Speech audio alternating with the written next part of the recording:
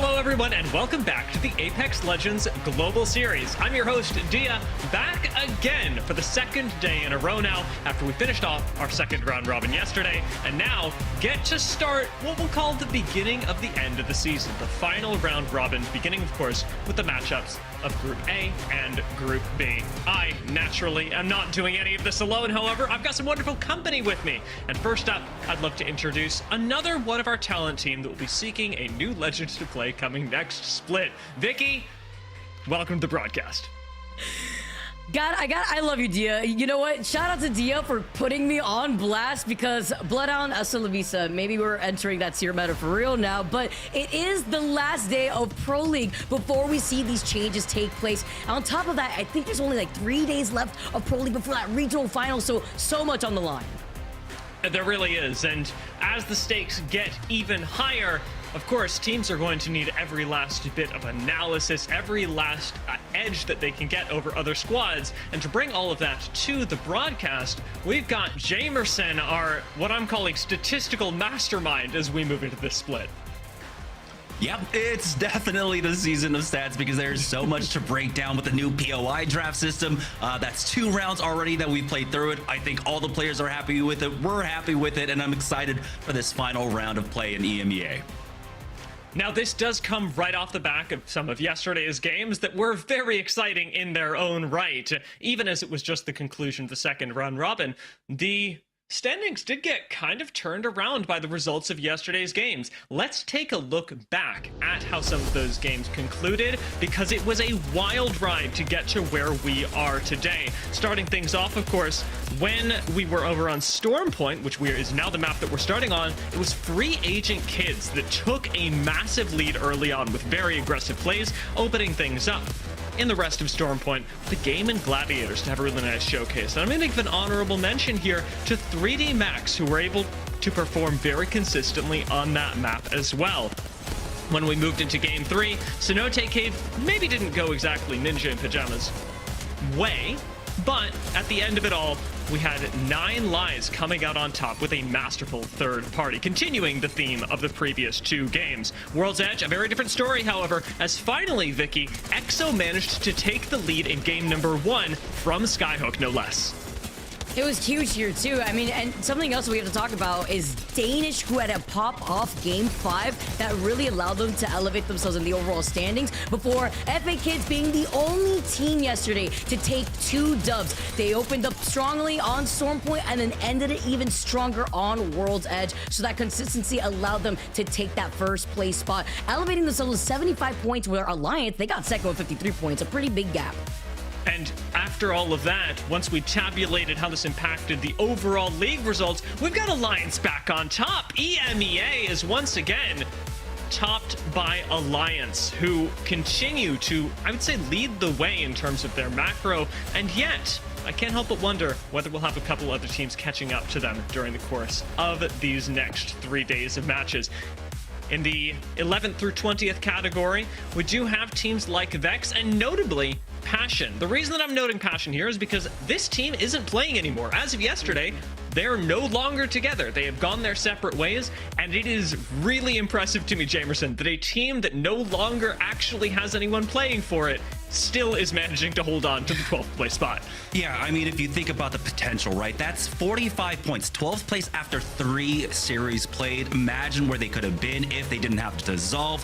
But yesterday was a good look at, you know, what the overall plan was for that team. They all wanted to get signed. They all wanted to move on to bigger and better things. And we saw almost every single player from that team with the new teams that they were on. They had their moments, but they were absolutely popping off. So the potential, it goes to be shown basically on the leaderboard right here, what that team was able to do and what now they can contribute to their new teams. And they've looked fantastic so far, as you said. However, the teams that maybe aren't looking nearly as fantastic are going to be towards the bottom third of this leaderboard. Blacklist International, the most notable among these names, especially because of their performance yesterday. The fact that they managed to get third in the match day, rocket up the standings, and yet still be bottom 10 in the league is going to be a very difficult thing for them, especially considering that they have another match day to play through today, and even more pressure is going to be on every single day that they play from here on out, because this is one of two that they'll have until the end of the season. But that does bring us to today's games, because we aren't going to be replaying yesterday's matchups of A and C. Instead, we're moving into, or rather B and C, we're moving into A and B playing against each other today, which will give a very different look at the game of Apex Legends and some of the rivalries that we've got, especially in Group A, could certainly impact the rest of the lobby. Of course, we've got fan favorites like Apex Warlords, Atlas, who have come up from the Challenger circuit, Aurora, who everyone's been keeping their eye on, and Vicky. Aurora, a very surprising and not in a good way performance this split. Yeah, because you talk about the teams that now have to perform, time is of the essence, and Aurora just haven't performed to the degree that we were expecting. I mean, even making some changes that we could touch up on later going into today's competitive game with 38 total points and sitting in 17th in the overall standings. You have to be consistently in that top 20 to compete in the regional finals, but we were expecting more from a team that has no issue experimenting with those comps when we did see them bring out that lifeline and kind of sticking to their guns there, Dia. In a funny way, we've got several teams today that are willing to experiment with their compositions. Saw cybercats and Lonzy joining us on the broadcast yesterday and breaking down what we might expect from them in the final round robin. But Jamerson, I called you out on this for a reason. The statistics are really important in analyzing exactly how you're playing and where you can shore up your weaknesses. I hear you've got some interesting ones about conversions into wins. Yeah, I mean, we're going to be taking a look basically at the top 5% rate, right? So for a lot of our top squads in our groups right now, for between FaZe, Alliance, GoNext, Na'Vi, and GG, you can see that consistency matters. It's only Na'Vi there who haven't been able to get into top 5 as much as the rest of the lobby, but their conversion rate on it is at least 50%. But taking a look at another anomaly, it's FaZe right now, who is the top of Group A, currently in 4th place in the overall leaderboard with 60 points. They have 8 top 5s, but have only been able to convert that once into a win. You would think that's kind of detrimental, but the thing is that getting into top 5 alone is already an impressive feat in our lobbies, but you know that once you get into the top 5, it's not just about placement points. That's where you end up really being able to get a lot more kill points, and that's what FaZe have basically been the masters of. While they don't get, that many wins, it's when they're in the top 5, they'll easily get themselves into top 3, top 2, and then from there have games where they're getting 9 kills or 10 kills, and I think that's what's most important. Now, it isn't the worst thing in the world for them currently, but it does, of course, bring up that question. When we do get into the match point format, when that does become a thing, and that will be important in a couple more months, that's where the questions will arise for FaZe. Will they be able to turn things around? Will they be able to finally convert these top 5s into actual wins, like teams like Alliance or GoNext, who have a very good rate on that? I mean, that is the most important question, like you say, alluding to things like LAN and even regional finals here in EMEA. Being able to close on match point is the pinnacle of Apex Legends. And when we think about teams that have very little experience on match point, I want to talk about some of those squads that maybe are coming up from the Challenger circuit and really impressing. Atlas have been at the forefront of that, Jamerson.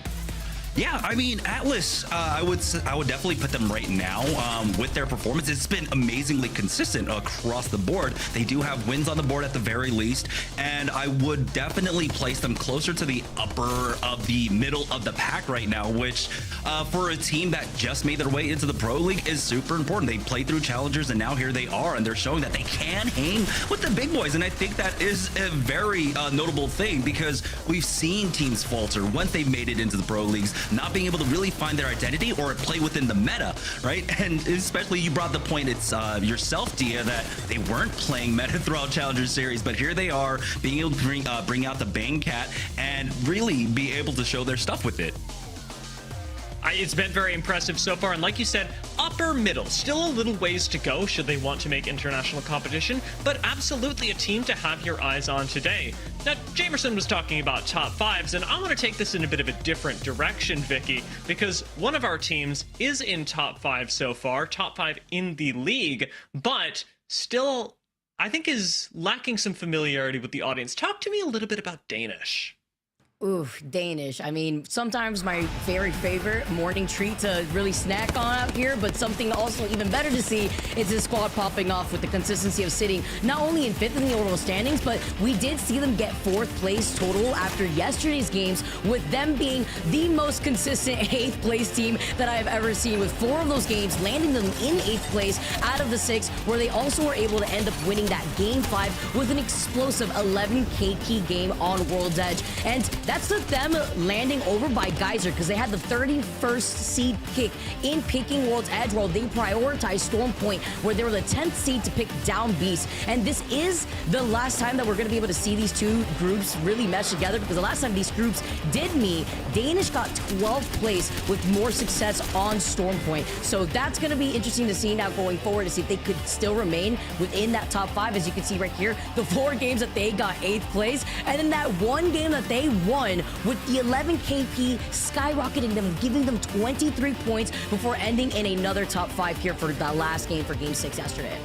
I've got to give credit where it's due. Quadruple 8th place, really impressive. And you're getting some nice placement points as well. But while Danish like to give a challenge to other teams actually in the games on ALGS match days, some of our teams go a little bit further and take the challenge onto social media. None more so than Aurora, who recently have been throwing hands online with Na'Vi. Given the fact that these two teams are in the same group, this is even crazier.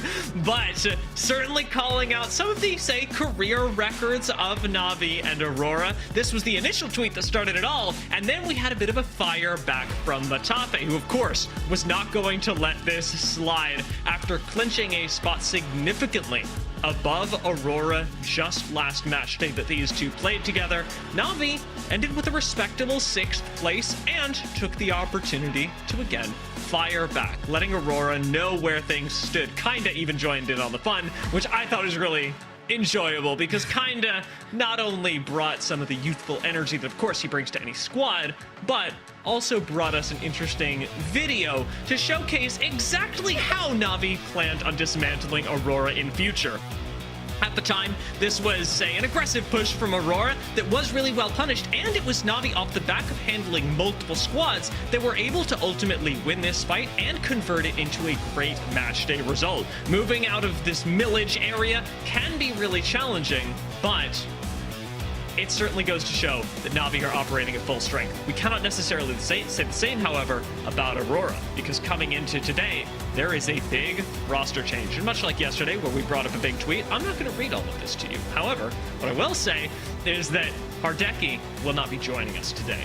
Aurora is no longer going to be playing alongside Hardeki, which should come as a big surprise to their fan base and to players, fans of Apex around the world. Hardeki has become almost synonymous with Aurora and their results over the past split. This time around, I will say there is just one member left on their roster that they can play with, so I'm expecting to see Rugby joining them for today's games. To find out more about Aurora, maybe catch a glimpse into their comms, find out what their game plan is and how they're feeling after this quick roster shift, of course, you can join in on FACEIT Watch, the official multiview partner of the Apex Legends Global Series. This way, you can catch the main broadcast, you can catch Aurora POV, and maybe you were listening to Vicky and Jamerson and you want to pull up a little bit of Danish, a little bit of Atlas, see what's got them going in the new split. I, for one, am always going to have the map open, and I'd recommend that you do too, since it gives some fantastic context. Even if you're not joining FACEIT Watch for the actual broadcast as it happens, one of the really nice things that FACEIT Watch has just introduced a VODs feature, where should you miss a day, miss a game, you can always tune back in and watch the videos there. You can watch live at fce.gg/watchalgs. And with that, I'm going to let things go. I think we've set things up pretty well. You've got a couple of options for how you'll watch the ALGS. My personal favorite is right here on the main broadcast with Vicky and Jamerson. Take it away, folks, for game number 1. Thank you so much, Dia. Dia in the driver's seat, Jamerson. I very much enjoy that. But you know what's also crazy? Something to touch up on the last thing that Dia talked about before the FACEIT here.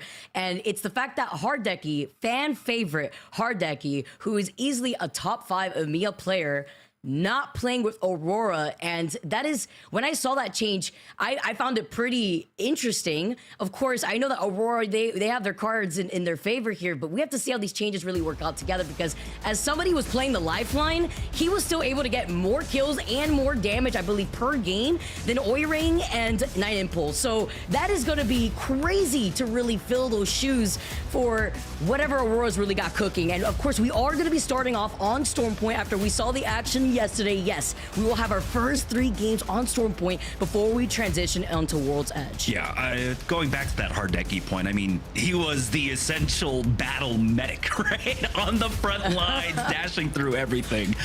So it's a very unfortunate, but hopefully he does land somewhere, and we'll see how they end up filling out the rest of the draft. But taking a look at it, like you said, we're going to be starting it off on Stormpoint, and I mean, I don't think we're surprised whatsoever by most of these draft picks. Cedo Station, Mill, Lightning Rod, Zoo Station have been very high priority, and I think here in particular for EMEA, when it comes to drafting, getting these priority zones, especially on the edge of it, is super important with how the zone has been behaving lately. So I do like the drafts that are coming out from a lot of our squads. I think right now in particular, I want to point out Gaimin's pick there of Echo HQ, being able to pick that one up early on. In this group alone, we've seen teams like Na'Vi really be able to utilize that southern zone to get really high kill points along with placement points. And with Gaimin already dominating this A versus B matchup, I feel like they could really run away with the first half of this match. Oh man, and it's so interesting, you know, that goes hand in hand with the POI drafts and how that's influenced the way that a lot of these teams want advantage of where they could play to their strengths, whether it be on Stormpoint at first or World's Edge. Of course, we don't have that final pick because Passion, once again, will not be in this lobby. So when we do start game number 1, we will be having 19 squads. That's just something to keep in mind here, but also another POI that could be left open for a team that wants to try to play more into their comfort. Yeah, it leaves a little bit more space open at the end of the day, but also we all know that 20th pick, that last one. Yeah, I don't think you really want to pick up the Eastern Edge there, or Lift, I believe, is the other one that's available along with Trident. So I think all of this lines up. Na'Vi are, I think, 3rd overall in their group, picking up Barometer South. They need to be able to convert this again. Like I mentioned, the last 2 times these groups faced off, A versus B, Na'Vi did perform extremely well off of Stormpoint, and I think if we get these southern zone pulls, that they can convert that. They were doing an amazing job when we got rings that were going down towards Echo HQ, Devastated Coast, and they should be able to do that once again. And that would work perfectly into the rotate too. We keep seeing those southern circles. That day that you mentioned actually had ended with Na'Vi finishing off so strong after having a rather lackluster day in first place with 14 KP, putting them in the top 10 for groups A and B. Will they struggle at the very beginning now that we will be starting off on Stormpoint? I'm not expecting them to have that issue actually. So that's why I love the fact that we get to swap between these 2 maps midway through the Pro League season to see how a lot of these teams have been able to adjust beyond the POI drafts, Jamerson. Yeah, again, we're still waiting for a lot more of the data to come in. I know that I believe APAC North is done. APAC South might need to conclude as well, but we are starting to get in all of this data, and shout outs to everyone. I think Burke the Nerd is one of the people on Reddit right now that have been meticulously by hand collecting all the data and calculating it themselves. I don't know what their methodology is. I'm just gonna go ahead and trust them at this point because, of course, you leave the numbers to smarter people, much smarter people than you. Oh no, Jamerson, you're putting a lot on here for Reddit, all right? But you know what though? With those numbers, I definitely don't blame you because we had a bunch of projected points needed that was compiled together on the competitive Apex subreddit, and it was very interesting to see some of the data calculated on there, but also puts into perspective what these teams need to go for now that you have like 3 days left for you to be able to put the points on board to at least be within the top 20 to compete for the regional finals. So that's why when we talk about the teams that may find their comfort zone on Stormpoint, since we are starting on Stormpoint, I do believe mental is everything, especially in a game like Apex Legends, where if you could start off with high level momentum, you could just keep snowballing that into the next map, even if you don't have that same success, which is actually something similar that we saw from Danish just yesterday. I mentioned it earlier on before, but they are a very, as you saw, consistent Stormpoint team before they were able to turn things around, were able to rotate from their Geyser POI and get that huge dub on game number 5. Yeah, and I think going back to that point about time running out, essentially, right? We are in round number 3 right now. We have 2 more match days left for every single group, for every single team, and for those teams that find themselves in the bottom third of the leaderboard, they're not completely out of it, but it means that they need to show up and perform. You were talking about points averages. Well, the teams that are down there in the 30th, 29th, and 28th, I mean, they're looking at needing to have 2 top 3 finishes, something along those lines. I don't know. They've done the math on Reddit. You can go ahead and check that out, but it is going to be an uphill battle to say the least. And it's at that point, it's added pressure, right? If you're already struggling as a team, what happens when you're really put under pressure, when diamonds at the point where diamonds need to form? How do you actually pull out that victory? So this is going to be a very, very difficult final third of the split for some of our teams.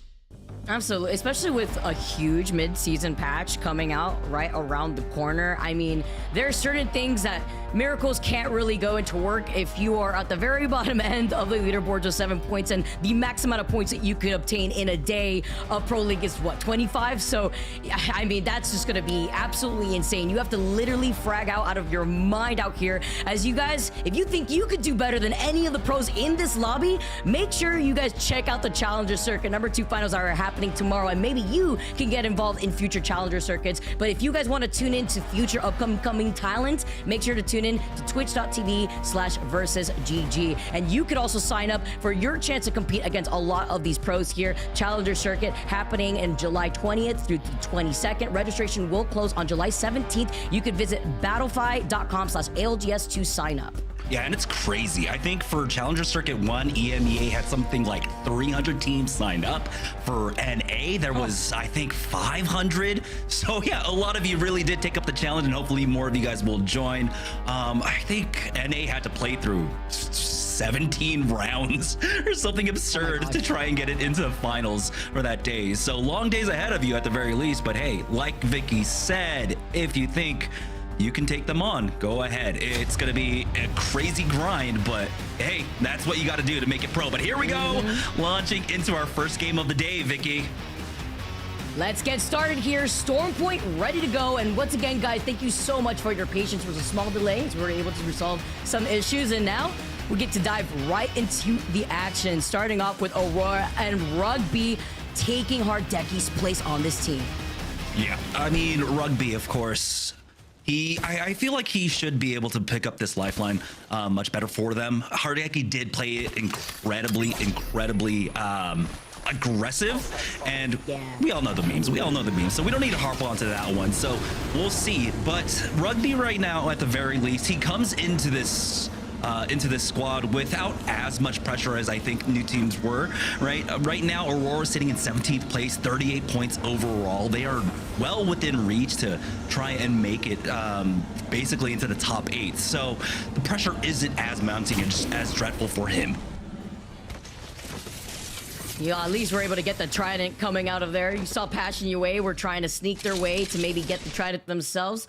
Also split loot the DBZ buildings that we saw earlier on before rotating away. But what Aurora's going to absolutely love, Jamerson, look at that. They got the ring console, they got the survey beacon, whatever they can work with here in making that next rotation, because it is pulling close to their POI over by wall, and it's going over to the north side right on top of GoNext. Yeah, going straight over to Cascade. And one thing I want to note about EMEA and their playstyle is just that overall, like, priority to zone is one of the most important things for success, I would say, when it comes to a lot of these edge zones, right? So if it pulls hard up to like Elrod or goes down to Echo HQ or down to Cenote Caves, It's priority to zone that basically wins out for a lot of EMEA games, but this one being a bit more centralized, going over there towards Cascades, it really leaves this first game open to be anyone's game. So even though a team like Aurora might have priority on it, GoNext on top of it, it is still open for anyone to be able to take. But right now, GoNext, of course, taking the wheelhouse building early on.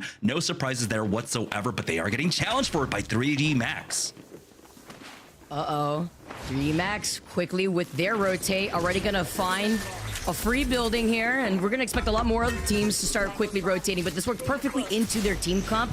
As you can see, You're gonna already start setting up with the Watson fences. You see the scan across from them on the other side as GoNext. We mentioned it already. They do land here. A team that's actually very consistent in getting into that top 5 that you were highlighting earlier, Jamerson. We know that Kashir is always so good when it comes to calling out rotates and quick rotates at that, while players with the Fusey that we've been seeing make his way into the Pro League and different comps that we've also seen other teams opt for. We're already gonna be able to take high over Aurora on this high ground and try to fight for that survey beat.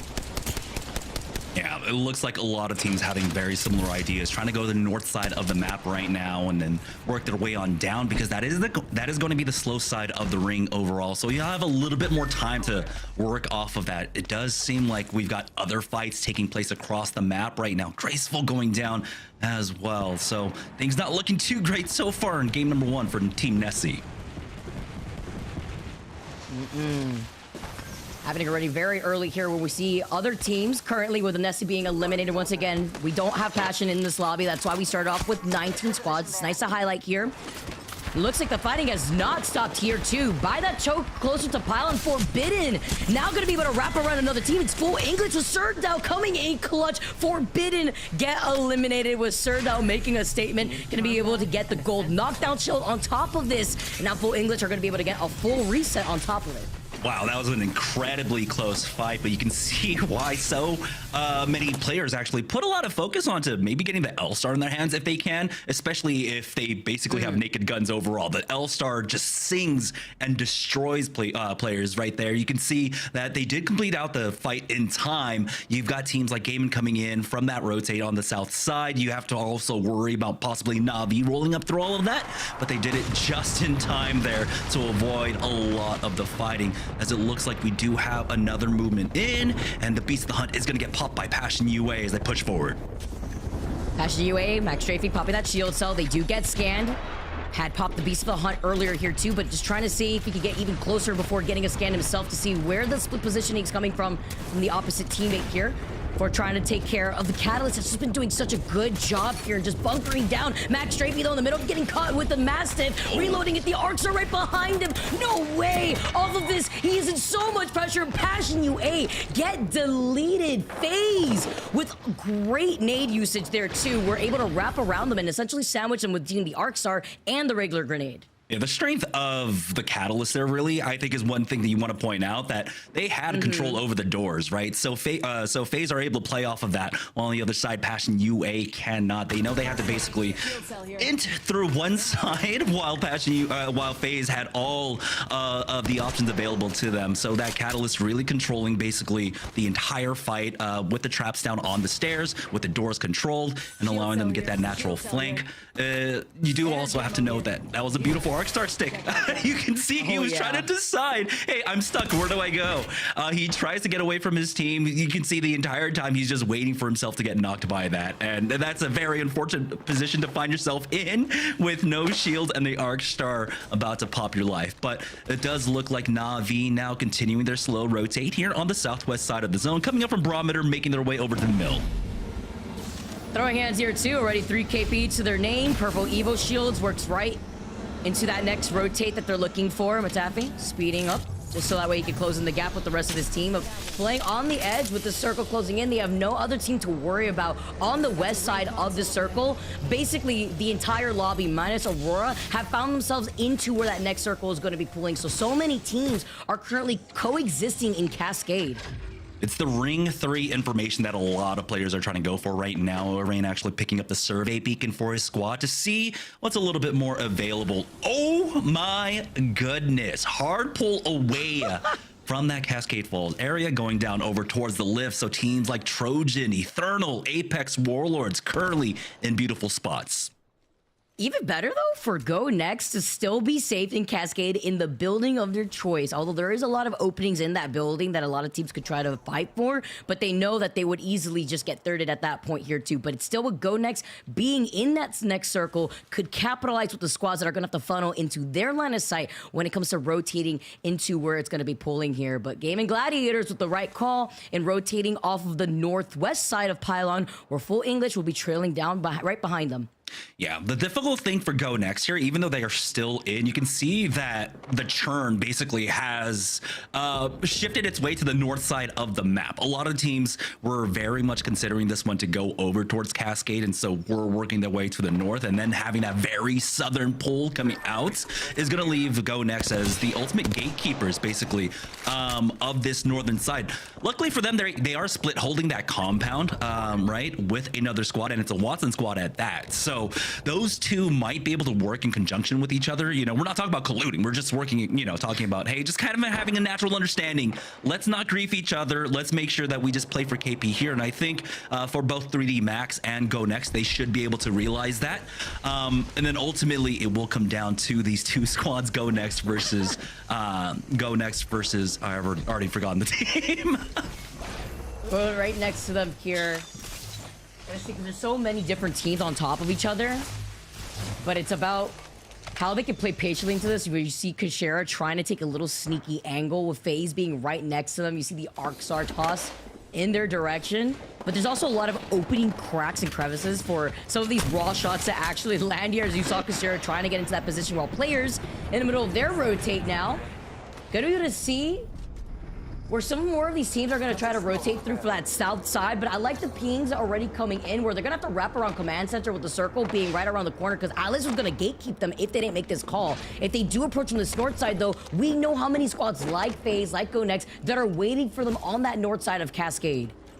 Yeah, that's just nice, fortuitous, you know, circumstances for you to happen. Basically, because of the gatekeeping, you are left to just zone wrap around, and luckily for them, they should be getting to a spot that's a little less congested overall. Na'Vi, though, are taking their time all the way here on the outskirts, picking up every scan possible. You can see Henchman is 845 off from getting reds for himself too, with the amount of scans that they've been able to pick up. And so now they're working from the south side. They'll note that there should be a lot less congestion here on the south side. It's going to be a nice free rotate up for them. This is a beautiful spot for Na'Vi to play off of.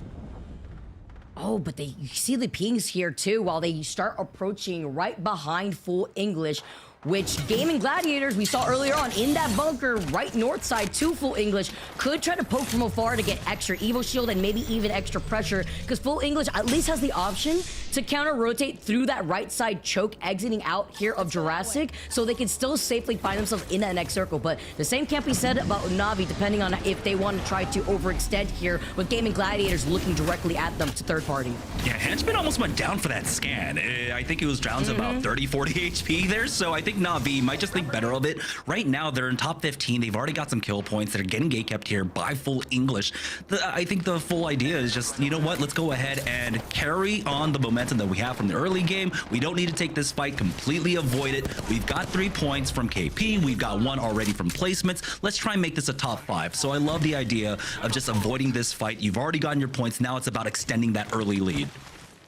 And you can even see him that side by side, Gaimin Gladiators just waiting in the bunker if they did decide to try to commit to that. I do like this option of just rotating over to the west choke of Jurassic instead, because there's also an Evo Harvester there that they could work with. But then now wrapping around, knowing that the circle is going to be pulling to the north side, all the way northeast rather, from Cascade Falls into that no-name area, it's going to be detrimental, because they will still be in the line of sight of Gaimin Gladiators once it pulls north there, and all these other squads on the outskirts are going to recognize that and gonna try to rotate in the same direction as Na'Vi. Yeah, this zone can't make up its mind. Am I going to Cascades? Am I going over to Lift? Let's split the difference right in between. And so the idea for GoNext is still try and hold on to that side is going to be important, but you can see now that it leaves available for a chance for the teams to be able to evac in. Cybercats, though, aren't given that chance as the Ash goes instantly down. They do still have the Bloodhound along with the Caustic alive, but for how long? Elon Z gets melted there, and now it's left to just the Bloodhound. actually deleted right now. Not too sure if this can make magic happen with cybercats just trying to stay alive here. Blacklist are also looking at them. It's going to be able to take some shots for now, but Aurora recognizing that Blacklist is also going to pressure them out means that they can't fully commit just yet, too. At least some extra makeshift cover with the Cossack providing some extra time. Oh, he does get the res, but are they able to get away with now Aurora having to ignore that knock and rotate to the north side? They get the re-knock, but do they fully capitalize with Blacklist looking at them? They just need to put a little bit of pressure on. Zones closing in, and it is the faster side of the zone. Elon Z will get popped right back on up, but he needs to instantly heal, and he's got to hope that no one else is in the area. Luckily for him, though, it looks like every other team is currently on the move. Aurora going for the evac themselves. They are working with their way over to the waterfalls right now. It is currently safe, and this is actually a pretty decent spot to play off of and try to find some kill points.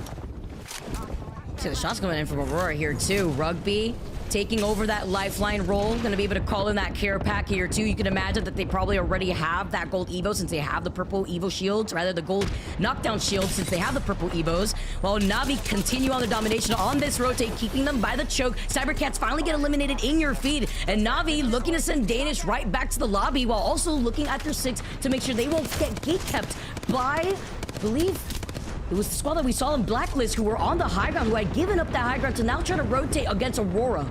Yeah, and they're just down to a 2-man. You can see Yuzako JMW dropping down to Oye.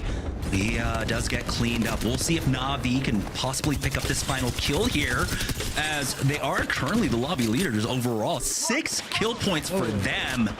Now we have hit the top 12 territory, but Aurora versus Na'Vi here on the western edge. We got the zone closing in a minute as well. Aurora looking to get aggressive. And guess who's waiting for them too? Looking at this entire fight is Gaimin Gladiators, who are finally starting to take some shots at both of these teams, trying to now avoid this third party because Na'Vi are going to get pinched if they stay in this spot. Now you can have that fast reset, luckily, for that lifeline. If they go down to critical damage, Na'Vi Matafe is able to get that bat off just in time here, but they are not out of danger quite yet. 30 seconds left to go before the zone starts closing in on them. They'll try and buy some space with this drop of the Bangalore ultimate, and it does force them back and buy a little bit of time, but it's not over yet. Gaimin are still there, looking to try and put an end to Na'Vi, but it's going to be Aurora now going straight on in. Wow, they are so hungry. They know that it's a duo now at this point after Gaimin was able to get the henchman, but with the smoke, they feel confident enough to get the next knock onto kinda all the KP matters here for Aurora to capitalize while avoiding feeling that pressure from Gaimin. But Na'Vi are still alive. It may be a solo for right now, but this circle is closing in the next 5 seconds. Yeah, it's all going to come down to GG there to see if they can actually put a stop to Aurora. Na'Vi still alive. Matafe just on the edges there. If he could just survive one more fight, try and get the top 10. Get a pretty decent game on the board for them. I think that would put them at about 8, maybe 9 points overall. But it's FaZe Clan here, playing inside the building, looking for an opening out. They will take a little bit of zone damage as they move on. Never mind, that's a lot of zone damage. Almost half their HP gone, leaving them basically within killing distance of that Sentinel. Kashera picks that one up. Nags, though, finding a moment to try and get the res, but it is not a gold bag res, and it doesn't even matter here, as 3D Max will go ahead and put a stop to them. And look who was waiting for them on height was Atlas. FaZe in such a terrible position there, but still managed to survive for right now. Even with that catwall, Kashiro taking those shots, really highlighting how that building had allowed them to not only settle down, but gatekeep a lot of these teams that were funneled entirely out of Cascade. But Atlas getting a way better position, though. Even if they're out in the open, they could play off the lip of the hill to get out of the line of sight of the other teams. I believe we just had FaZe going down as well. Aurora now finding themselves in some trouble. Oh yeah, already going down here. We'll see though. The docked pickup will at least prove useful for them. Unfortunately, 9 Impulse has been thirsted. They haven't recovered the banner quite yet. As they move on, they look back to see, hey, there is actually an opportunity. 40 seconds to go. They need to do it now. They need to pick up that banner, go ahead and plug him in instantly, and then from there they need to move up this uphill struggle. It's going to be rough, but if they can do it, this would be a huge miraculous play. Can they get away with it? With players being right there, Gaimin now running further alive. Ethernal's gonna wrap behind players that actually may be the distraction that they need, but they finish the fight just as quickly as Oiring now moves in, and Rugby gets deleted out of the fight, having to pop this shield bat. Oiring needs to back away. There's just too much pressure, but they were still able to get the banner. Now it's all about getting that res. They do it with 10 seconds left to go. We'll see if he can move fast enough. As soon as he hits the ground, the ring is basically B on top of him. Trojan here on the south side looking to try and punish this res, but they know that they can't really drop down for this either. It's too much of a risk. And so they'll hold this high ground position here. Nice handoff of ultimate excels for Adnam. He will have his ultimate once he finishes popping that for that final ring. Right now, it's all about trying to punish this res, and it looks like they will not be able to do so. Gaimin Gladiators finally get eliminated. Aurora still cleaning up those kills that they can find. They are able to wrap around as a full 3-man trying to contest Trojan, who had to rotate through Coastal. So they've been here for quite some time, holding onto those buildings, and now playing off the low ground, putting them in the positioning disadvantage. Aurora, though, Rugby ends up going down, and that is not who you want to go down in this final fight. You saw they were able to recover last time because Rugby hit the tap, but now there is no one there available for it. It's 9 Impulse who just got brought back into the game to try and survive for his team. It's final 5 here, and this game is still a long ways from being over. What do you do here if you're 9 Impulse? You want to survive because there's still 5 squads left. GoNext still alive. 3D Max, we're neighboring them. We're looking at them as Kashera cleans up another kill. The straggler. That was 9 Impulse, leaving Trojan alone on this south side of the circle. GoNext are still coexisting, though, with 3D Max, with Atlas trying to take some shots now. Yeah, GoNext on the ultimate low there. Atlas really pressuring them. 3D Max, though, fortunately, because they went center so early on, haven't really been able to work their way up towards purples. Hopefully, in this scramble, they can drop down, do just enough damage to pick that one up. Right now, you can see that south side of the map. That is the god spot because of the churn up here on the northern side, the congestion. The final 3 teams basically stacked on top of each other.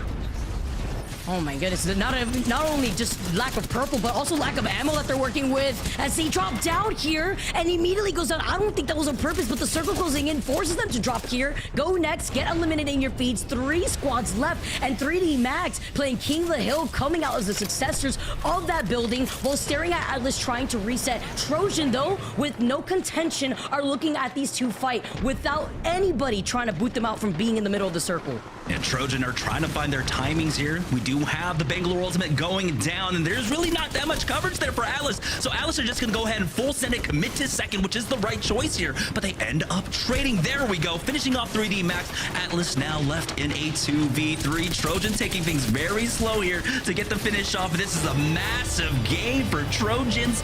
You saw there they had at least 9 kill points to get the plus 12. What a start for Team Trojans.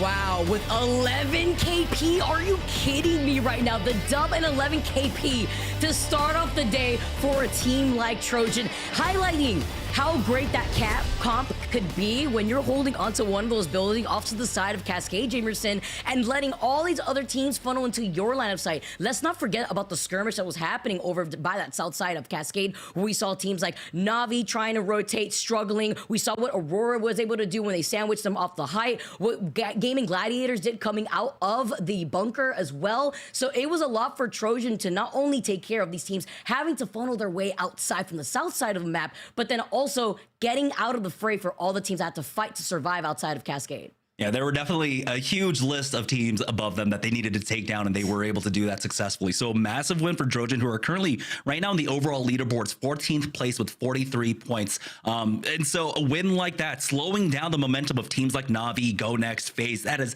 absolutely so crucial here going into the final 2 days of play for Group A. Yeah, and it comes into question, can they keep that up on Stormpoint? Of course, we still have 2 more maps on Stormpoint, but seeing such a strong start for Trojan also means that you're able to start building up that gap between yourselves and the rest of this lobby very early on. Goes back to what we're mentioning, too, about that early game momentum that you want to start rolling through with, especially when Trojan had landed in Coastal for Stormpoint. Yeah, and we talk about basically here when it goes to the center zones, right, where it goes a bit more into the center of the map, that it's not always about priority getting into the center zone spot, but you can see how that still pays off for teams like 3D Max, for teams like GoNext. They were able to leverage that into a top 5 finish, but it's not the end all be all when you do have more of a central zone. You can definitely play off the south side or the north side here. It's about really being able to clear out your back, and because you have a more central zone, that kind of pressure is a little bit more spread out across that final circle. although we did end up seeing a huge pileup of teams on the northern side there. Overall, Trojans, like you said, get 11 kill points in the end, along with the plus 12. Atlas, they weren't able to pick up as much as they would have liked to, but still, a second place finish with 2 kills is definitely nothing to shake a stick at, and 3D Max in the overall third with third place and 2 kills itself. So it looks like Trojans really did eat up a lot of the lobby there in terms of kills. Yeah, Alice also landing, I believe, lightning rod there too. So getting that northern rotate to be able to put themselves in that high ground position to overlook a lot of teams, like what we saw happen to FaZe when that circle did completely shift away, really results in what we see here with, Aurora getting 5 KP and Na'Vi getting 7 KP, but not the placement points that they were aiming for. Yeah, still though, this is a good conversion for them, right? I mean, you're coming from the south side. They took their time. They got their early KP, and they wanted to stretch that. They didn't want to take a 50-50 very risky fight over there at Jurassic, right? And so they completely avoided that fight with full English, and that decision alone moved them up. I believe they got 10th place overall or 11th place overall. Very close to securing at least an extra points, but that move alone netted them an extra 4 kill points throughout that. So you can see how these small micro decisions actually do compound over time, and something like that is going to be important for Na'Vi, especially because they are right now basically on the cusp of the group stages here. They're currently in 8th place with 52 points overall. So continuing to have very consistent performances like this is going to be important for them moving on, especially for a team that we know them to be a little bit better on Stormpoint than on World's Edge. Especially when the stakes are high out here. And that was only game number 1. We are just getting started, everybody, because when we come back, we got game number 2 with more action on Stormpoint waiting for you.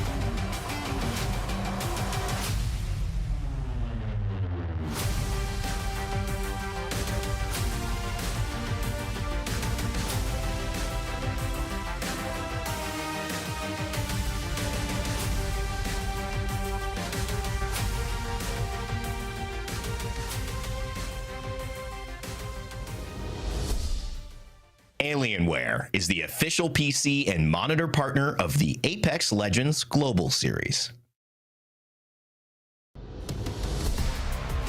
Welcome back. It was a short break, and one that honestly, Chamberson, could not be over fast enough because of how exciting game 1 was, with, as you talked about, a really pivotal zone shift, pulling everyone out of Cascade. It was fascinating to see how different teams were able to, or sometimes not, adapt and survive. Yeah, and we get to see really the importance of having those early ring consoles, right? If you're not able to get that ring 3, you're kind of baited into that zone thinking that it is going to go over to Cascade, which is why we had such a huge congestion and pileup on that side. Ultimately, to note that, a lot of teams did kind of swerve there once they realized that the pull was going a little bit more in between Cascade and the lifts there. And so adjustments were made, but we have to note that the importance of that ring 3 scan is so big. Na'Vi were able to pick that one up. I believe full English might have been able to get it as well, along with GG overall. Let's take a look at some of the final moments of that last game as well, because as much as it came down to macro, just as much came down to what really was team's best decision, especially in final circle. Leading up to this, of course, Aurora did pull off that cool Mission Impossible move to pick everyone else back up, and yet moving up the hill ahead of Trojan just cost them a little too much. Yeah, and I mean, one thing to note is also, like, we're seeing how a lot of our IGLs are starting to become very familiar with each other, that they're almost in sync in how they're making these calls now, right? When they see these pulls, you're seeing the movements coming out from a lot of these similar teams like Na'Vi and Passion to try and rotate over to the south instead of getting involved in the north side. It's very interesting to see how the IGL shot calling has evolved over the course of the last 3 weeks and so. But yeah, this final zone, I mean, it was just a bog standard. Trojan understand their win condition. They don't risk anything, honestly. They allow the traits to go down and they go in for the push. Sure, they probably could have picked up an additional kill or two, but at that point, it's at the risk of possibly losing someone, and they don't take that risk at all. So that was a great call coming out from Trojan. You know, one of the other things that I find really fascinating about that end game is how much grenades, or in this case, lack thereof, changed it. Because, say, for example, the send of 3D Max onto not Trojan, but up towards the north, Atlas, was impacted by the fact that Atlas really couldn't put any pressure on anyone else with a lack of ordinances, because so many of those were expended in trying to keep teams off of you through the exit from Cascade. A really fascinating turn in what otherwise could have been a different game had people had a few more resources. Yeah, I think a lot of it was also spent on that south side, right? Because we initially did have that congestion on the north, and then it shifted to the south. So keeping teams out, keeping teams like Na'Vi and Aurora out were super important. I think all the nades were basically expended there. I think when we come from somewhere like NA, where we expect teams like CCE to be able to hoard all of that up, that's when we see a lot of nades still being left into the late game overall. But I think right now, with teams starting to pick up a little bit more Watson, maybe we do have a little bit more utility coming in when she starts praying those stars and such. So we'll see. But I think it was super important here on game number 1 for teams to basically use all their util at the right times. I think that's exactly what they did. Wasn't as necessary here in that final 3, especially for Trojans, because they just had the superior position. The utility is just a little, you know, it's the cherry on top overall, but if you've already got that winning position, you don't need it. Yeah, very much so. And Trojan do a really good job of letting the rest of the lobby sort of put itself in a position based on the ring where they can ultimately find a win. One of the other fascinating interactions that we were looking at early, you talked about how important ring 3 scan was. We didn't see a whole lot of people playing for Command Center that actually had a ring scan until we panned up and saw Atlas and players both interacting around Command Center, forcing them to go different ways. Very different ways, ultimately, of also putting pressure on the north side of Cascade, leaving Atlas as the lone survivor. Yeah, one of the nice things, especially here on Stormpoint, is that you do have access to the tridents, and so you're not taking as much damage when you're going for those ring console scans outside of the zone. I mean, we got to see Na'Vi utilize that extremely well as on the southwest side of the map where they were moving their way on up, and so I think Stormpoint here does leave a lot more space for teams to be able to play like that. We just didn't quite see that for this zone in particular because it was such an even spread with how central that map was, how central the second and third rings were. So teams felt a little bit more pressure to try and get in earlier on, especially on that Cascade side.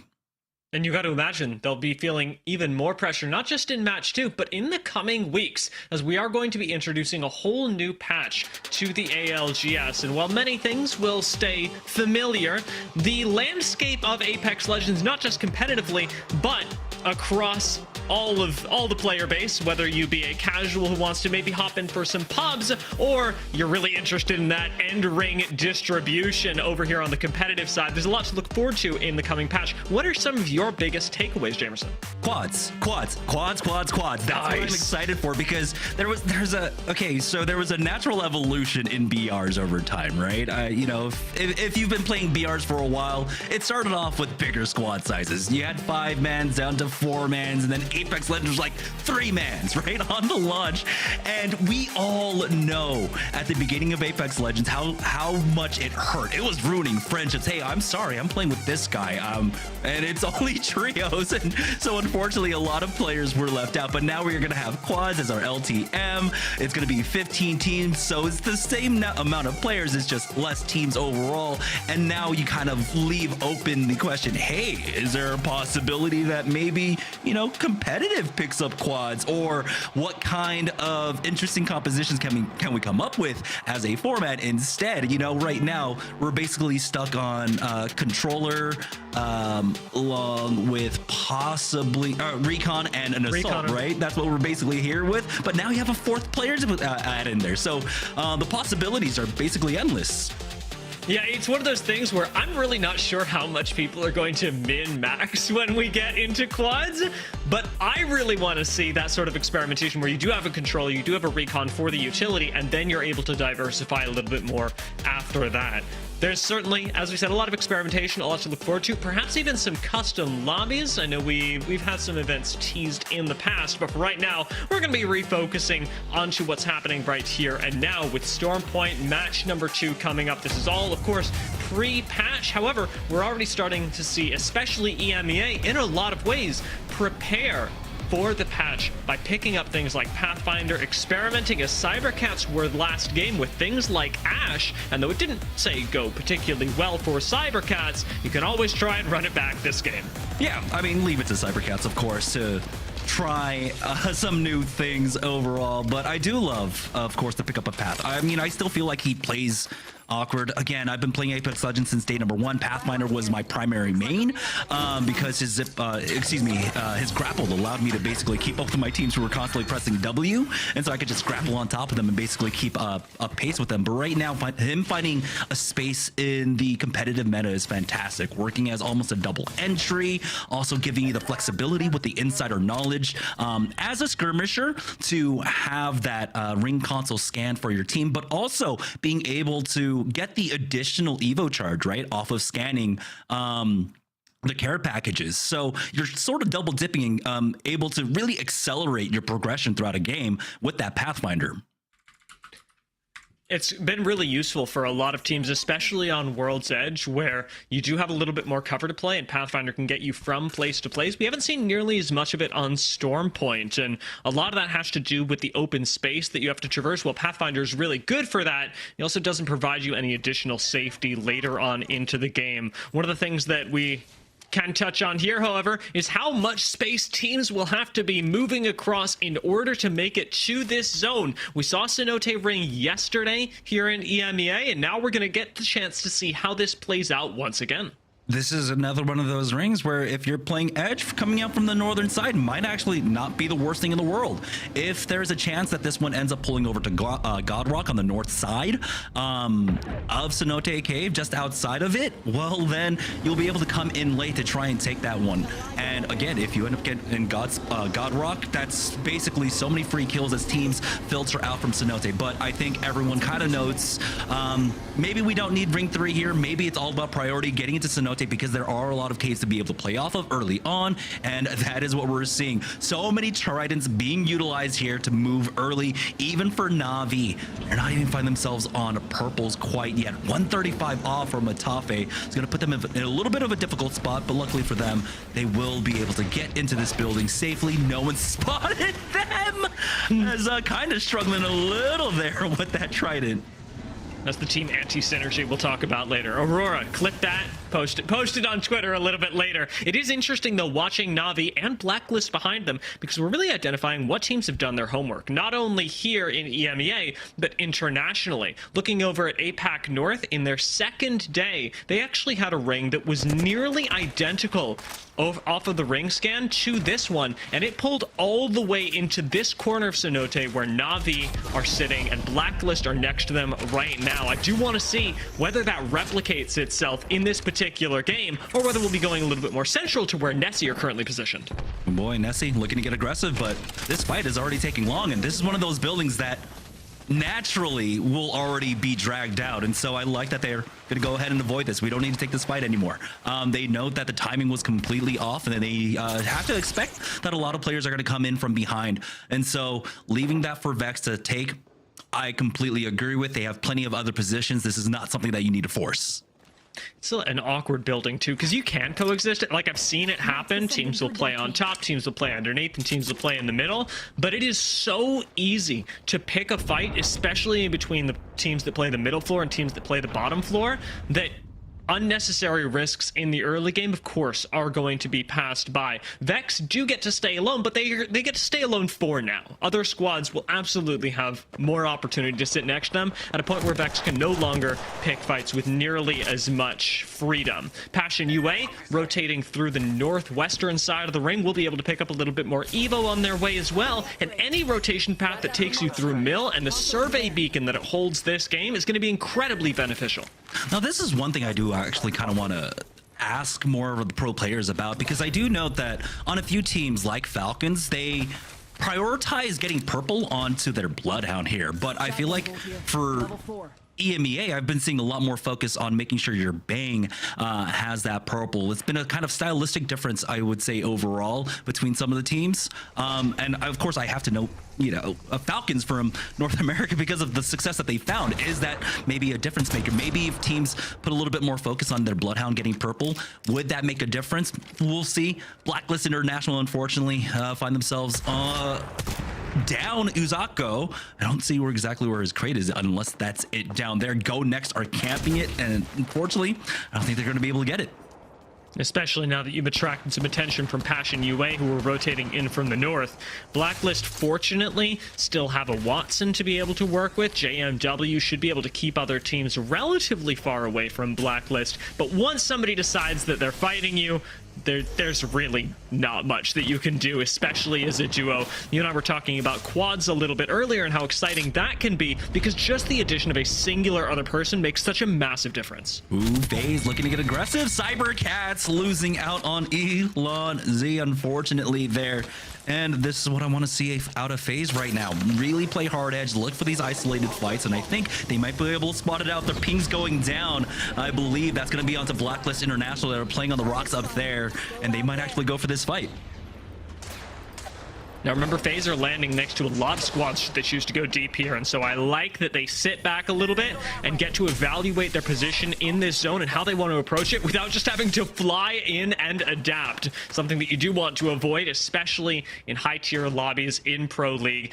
In Challenger Circuit, you can get away with it a little bit sometimes. You land on somebody, you take a fight, but in Pro League, it is much too big of a risk, especially if you don't already have a read on who's moved in ahead of you. For our part, we know that ahead of FaZe lies Passion UA, Blacklist, and Na'Vi, and looking over at where we saw Cybercats lose a member earlier, they may still be able to make a recovery, currently tanking zone, and with Aurora on their tails. They do get the plug back on in, and they will be able to get Elon Z back. Taking a look at some really late rotates, Aurora going all the way up to North Pad to be able to hit all those scans. So they are playing the super economy game here. I think they want to try and walk into the zone with all reds. And wow, take a look at that pull. It is going to go ahead and pull up northwest out of Cenote Caves. For the teams that thought, hey, it's going to end here, for teams like Vex, Forbidden, they're going to have to move now through the south side. There shouldn't be too many buildings for them, so that's going to be a difficult rotate. Hats off to Blacklist and Na'Vi. We called them out for doing their homework at the beginning. It's clearly worked out for them. Even Blacklist right now, again, as a duo, are able to control a lot of space, keeping GoNext away from them on this high ground. And if you can hold on to it for long enough, there should be a lot of placement points that come with it, as this zone does appear to be mirroring almost exactly what APAC North gave us in day 2. Yeah, for Blacklist, even though that they're playing as a two-man up top, their economy is still really good. It's a 30-30 in the hands, I believe, of their Bang player. So, you know, the 30-30 doesn't eat through that much ammo, and I believe he had roughly 200. He was 10-4 in terms of cells. And you've got, of course, the backup of the Watson generator if you need to stretch the economy. But it looks like they were able to get to Crafton. Oh, never mind. Hierarchy went down, so JMW is just getting Hierarchy back into the game. And here comes a push out from GoNext. Now Kashara's gonna leave his boy behind as he drops down to try and challenge for this. Having a little difficulty, JMW takes him out. It's a 1-for-1 exchange, and they're instantly popping this res. We'll see if maybe FaZe try to come in for the third party. Hierarchy getting dropped down now into the fray here, and he might just be gifting over free KP to GoNext. Oh, it would have had to have been the clutch of his life, but finishing it off with a headshot on the Hemlock, that's just nasty slab. GoNext inherit this position, now have a little bit of height, but they lose it just as quickly, since as you were talking about, the third parties are incoming, and it's Passion UA that are on them like a sack of bricks. Passion UA just moving into that high ground spot. Now they'll be able to utilize these Watson pylons. No one really clearing those out, but Artie will get some free nodes there to play off of at the very least. I don't know if he's dropped down pylon himself, but now Passion UA up top. They do have to worry about their back. I believe that's FaZe should still be in the area, and so for now it's all about biding time. I mean, we're only here at 18 squads remaining, so that was the first squad to go down. For those of you that are joining us through FACEIT Watch, of course, you'll know, if you have the map view up, that FaZe are, in fact, in the area. Jamerson, you called it perfectly. They're sitting just up north near the bridge where they were earlier, overlooking Passion, and now cybercats who have rotated in alongside this. So FaZe have eyes on cybercats, GoNext, and Passion, and are absolutely a threat for a third party. But for an entirely different read on this zone, we've got one of our late edge teams rotating, and it isn't Aurora, it's Ethernal, who are just making their way through Barometer now, and they are not the only ones. Again, if you've got that map stream up, Aurora passing them by, and Atlas are just to the south of Ethernal, making this a 3-team rotate. Yeah, triple reds off of no damage done, essentially. That's insane. Their rotation must have been crazy coming out from Ethernal at that point, but running into someone here isn't the worst thing in the world. It's round 2 closing, so they can take a little bit of damage from the ring, but they do, of course, want to move with the tempo. It's going to be Aurora. They're looking to gatekeep for now. They do have the ability to just skirt on down to the south side, continue through Barometer here. The question is, do they have the economy for it? So you got 2 medkits along with a full stack of syringes for Nessy, so it should be enough. They can craft along the way. There's 2 crafters there for them, so they should be okay, as long as these shots don't land too viciously from Aurora's side, and it looks like Ethernal will be able to make a rotate out. Ooh, I couldn't help but wonder, though, looking at this rotation, whether it would take them into Atlas, and it certainly appears now that both teams that had priority on zone, Aurora and Atlas, have taken note of Ethernal, making this a much more difficult rotation. Fortunately, there's a limited amount of time that you can really be here. Only a minute left until the next zone closes means that Aurora, Atlas, and Ethernal all have to get a move on really soon. Oh boy. Oh boy. Atlas are, it looks like they are going to go ahead and just full commit onto this evac along with that mother load down. But the problem is they can't even play off of it. They all have to heal. So it's a lot of wasted utility, hoping to possibly pick up a kill here. That's an evac tower along with that mother load, and they still weren't able to actually do any damage to them. So for now, they will survive. I think the important thing here for Atlas is that they cut them off from the crafters, right? So they're not able to get some more medkits. So their time in the zone is starting to run out, but this is a lot expended by Atlas to try and secure 3 KP. 5, hold on, 4, 3, and that's going to be it. If you're not able to make your way out of the zone, and they are not, the game is over for Ethernal, whether they like it or not. Atlas do get the chance to rotate out ahead of them, but effective gatekeeping is all that it takes. The ring does so much work for Atlas there, since, as you talked about, very little of their poke was actually landing. They just managed to do enough to keep this team off their backs, and now do have to deal with Aurora, who are rotating in ahead of them. 2 different ways that this can go. Of course, Atlas could take a rotate through Cenote, where they're going to encounter the likes of VexX. Yeah, for right now, though, VexX here on the south side, they have a huge opportunity to pick up some kill points. Now, they can leapfrog their way through these rocks, but it looks like they will go ahead and commit to the low ground here and chase after this damage and try and get a little bit more. But VexX still weaving their way through the zone right now. It's going to be Denze to go down. Clemmy falls as well. Babylon's the only one up, but not for long, as they will fall. It's going to be GG to pick up those points here, but GG aren't out of the fire quite yet. Zone to their back now, charging forward. It's going to be Nessy here on the south side, looking for a moment, but Ethernal won't be able to take out Cracked. Unfortunately, it's just graceful up for them. Cracked still bleeding out, though. And I don't think anyone really wants to try and punish this and push out from their buildings quite yet. So Graceful might have an opportunity to get a reset at the very least.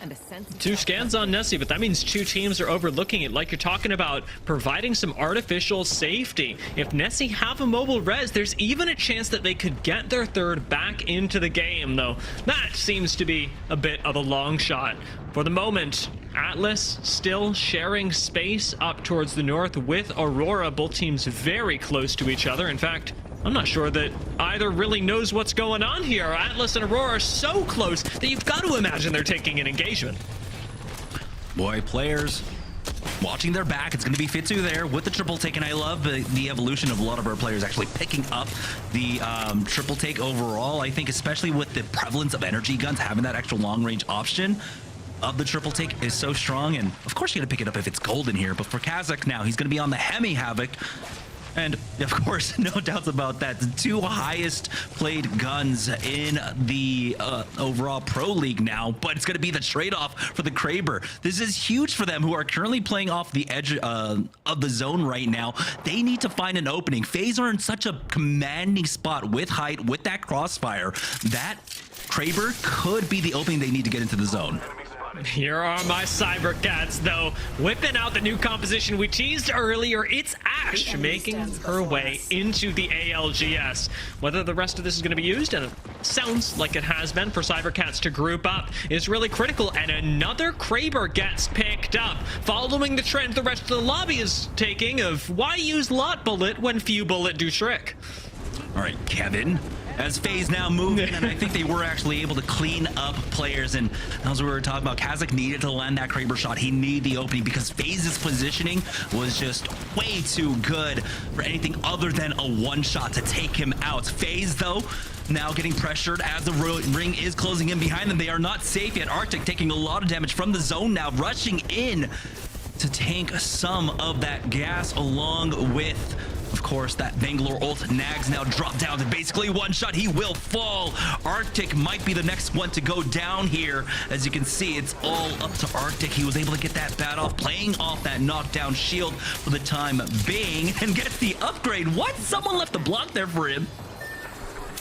He may have red shields. We'll see how long it lasts. Cybercats, we know, are looking at this. In comes the tether. And Arctic can't move too much further away. Elonzi goes down. The rest of this on the Havoc could still work, as yes, Cybercats do go down. Arctic playing perfectly around the cover of a care package. Now does have to get the rest of the team back in order before Passion UA take too much note of this. But Passion UA very distracted with another engagement. That was almost like a poor man's Newcastle wall, right? You got the knockdown shields on either side, along with the care package there in the middle. Here's Passion UA looking to drop down. Oh no, they lose out on Artie, but it looks like they will be able to get him back up. So luckily for them, no one quite there to punish. Never mind, Forbidden Gaming pushes forward 0-0 right on top of them there, but it is a 2v2, brought down I believe to a 2v1, finishing off Max Strafey. Armor swap for 0-0, but from that high ground it's going to be Sonya to come in. Calamitous stays alive for Forbidden Gaming though, and secure them at least top 7.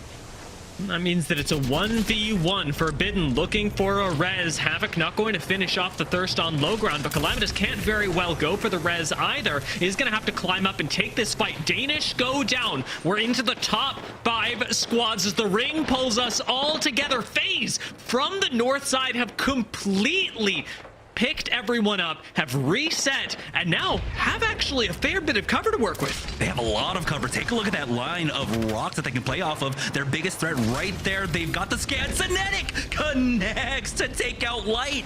And now our 2 heavy hitters, Gaimin, FaZe about to head off, and it's FaZe with the advantage off that Kraber pick. Huge advantage. No way really to fight back effectively for Gaimin Gladiators, even with the height as they go down, leaving us with just 2 squads. It's FaZe with the Kraber versus Na'Vi on the other side. Na'Vi, who predicted this zone from so early on, and FaZe, who had farmed the edge of ring.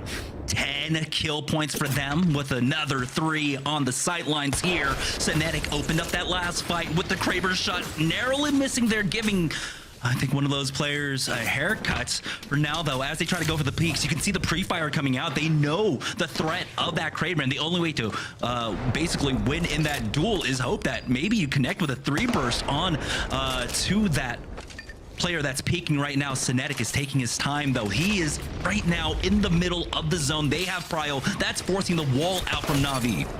Oh, this catwall is used, but the knock on Matafe is bigger. Synetic does open things up. He finds the magic bullet, and again, it's a 2v3 now that has just been created by the Kraber. FaZe will take the win in Cenote. They farm the edge of the ring. They find the Kraber shot, and they grab themselves another victory. This was just a masterclass coming out from FaZe in the way that they rotated, in the way they played this entire hard edge from that northern side of the zone.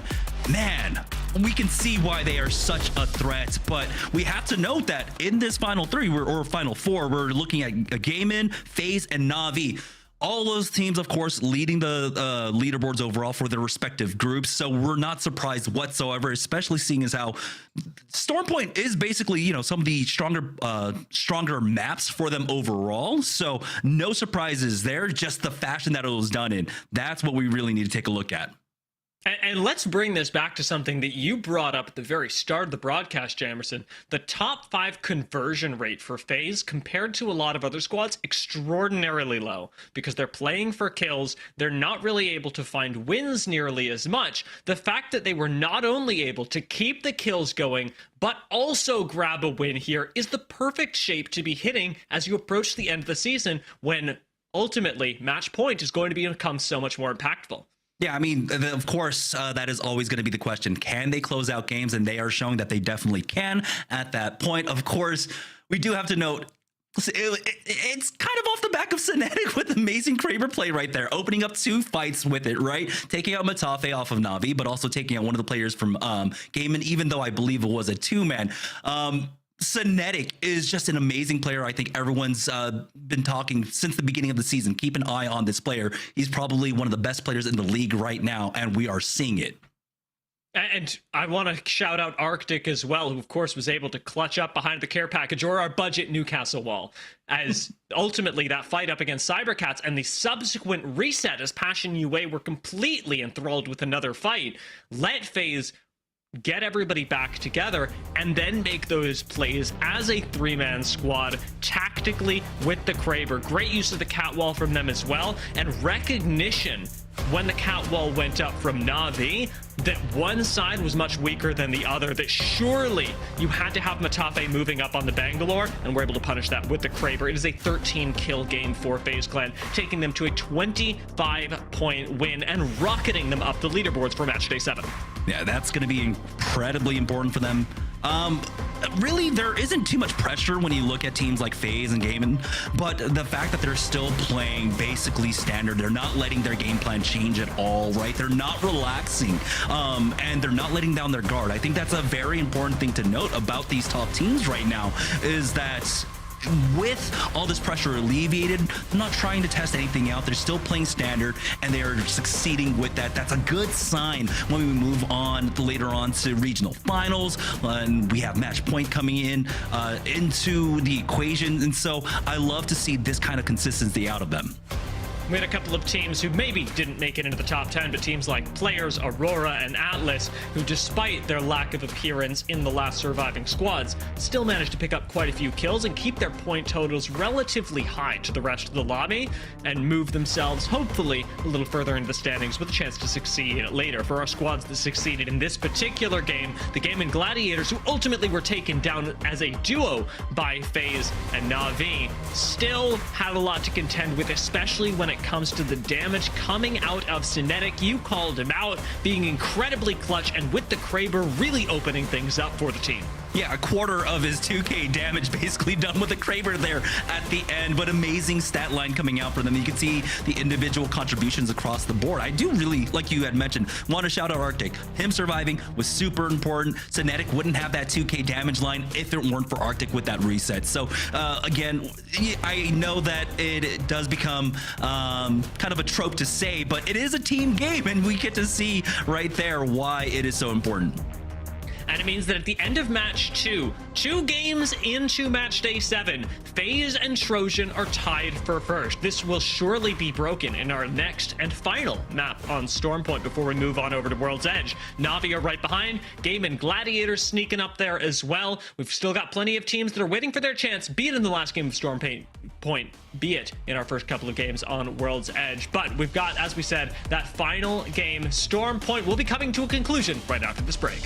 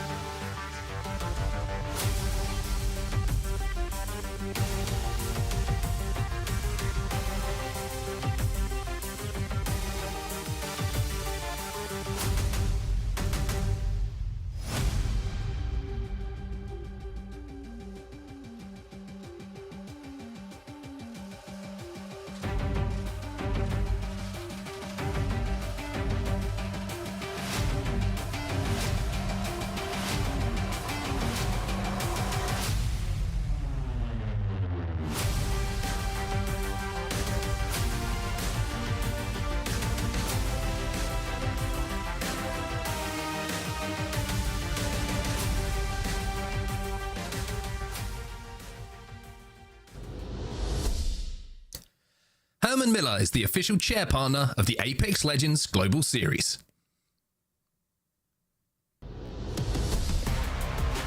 Welcome back, everyone. FaZe up after an explosive game number 2. Jamerson, you were highlighting their rotation 2 to get into exactly how they wanted to contest a very heavily congested northern side of the circle, but rather avoiding all the chaos from what was actually happening inside Cenote, but also called out the best way that they could approach that circle while using the rocks to the right to rotate through all of the teams that were fighting through Cenote. What an amazing play here from FaZe, but even better, look at this, the catwalk, the huge plays that had to be done here from Arctic to stay alive. Forget the turbocharger that was by that care package. You called it discount Newcastle Wall, right? You got to make do with what you got, and Arctic did exactly that. That play allowed them to not only take the game, but right here, this Kraber shot, opening things up for FaZe and then move into a 3v2 situation. And we talk a lot about the armor advantage in fights. That is an armor advantage right there. Him still being on purple was the difference maker. If he had that extra 25 HP, maybe he could have survived it, but man, that was insane. And the thing to note that it's scary how good FaZe look when they have Synetic with that Kraber landing shots, but honestly, they don't need it. It was just the cherry on top for them. Synetic just made it easier for them to finish that one out. It's a huge fight for them. But I do want to note that these have been 2 good games for Na'Vi so far here on Stormpoint. In the past, Stormpoint came in on the second half. I had questions of whether or not it was their performance on World's Edge that put some more urgency on Na'Vi to perform on Stormpoint, but it looks like it is just a natural advantage they have, that they are just good on it overall. It's great. They're sitting right behind Trojan with 24 total points, while after the explosive game that Trojan had opened up the day with, it's nice to see Na'Vi trailing right behind, staying consistent here while we go into our very last game of Stormpoint before we make that transition onto World's Edge, where we can see if Na'Vi can keep that up, Jamerson. Yeah, Na'Vi, if they want to have really good momentum going into World's Edge, where they do typically tend to struggle, a nice, I would say a 10-point game, right? Another top 5 finish for them would go hand in hand with that. But here we go, heading into game number 3, Vicky. getting all set up here after a nice win from FaZe, 13 KP. I mean, the young Finnish player Kinetic with those crazy Kraber plays really coming through to highlight what you mentioned earlier at our top of show, Jamerson, the consistency from a team like FaZe, and they are displaying exactly why they are at the very top of EMEA here. They are going to be able to loot in Command Center when they do have their POY, but even better for them, wait until you see where this circle is pulling, because looking a little similar to the action that we may have seen, Jamerson, for game number 1. Yeah, I mean, typically, you know, in EMEA, I would characterize it as teams being able to play off of priority, the zone. So when you do get like a shift like that, it's great to see that FaZe were able to play hard zone. Oh, we are going over towards down to B. So if we're going to talk about priority, you're looking at Danish, Blacklist, Cybercats, all with the opportunity to basically play off of down beast. Blacklist would more than likely want to try and take that the top of down beast. Danish are probably going to swerve in and exist on the inside. Cybercats can coexist with them there, but the question is there a chance that this one pulls down to Mill? So maybe waiting around for Danish over at Mill to try and pick up that ring console once it closes up for them could be important. Oh, this is difficult. Oh man, because we've seen a similar circle like this where it ends up pulling to the north side. Well, Ethernal are looking to clean up some early KP themselves, being able to not only get the dirty off of Phoenix, we also saw that Lifen was able to get knocked here too. Ethernal capitalizing off of their quick rotate now through devastated coasts where full English are suffering. Maybe not the full English, instead just leaving out a solo while they try to look out for that straggler. Can they find him though? They know in the direction of where he went, but Serdell is hiding in a crevice and Tyler is on the hunt. Yeah, luckily for him, it's not Missy on the other side of this one who could throw down that scan and spot him out. Maybe on the move over towards this Evo Harvester, he spots him, but now no. He won't. There will be an opportunity possibly for Dell to move forward, but he's running out of time. Might have about 30 seconds left on these banners.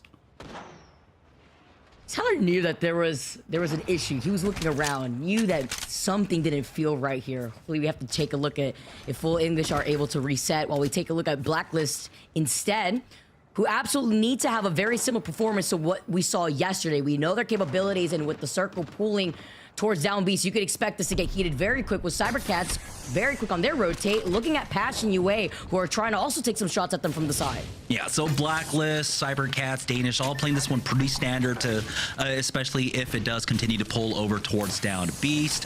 I'm surprised that, you know, with the composition that they have, that they don't move in a little bit deeper. They want to just try and control these buildings on the outside. There we go. And they're now making the move to scout out the inside of down beast to play in, and they will go in deeper. This is going to be safe for them overall, especially with the pickup of that Caustic, right? I believe Alonzi was playing Lifeline in game number 1. He made the swap in game number 2 over to that Caustic. Now they have a more comfortable position to play off of this.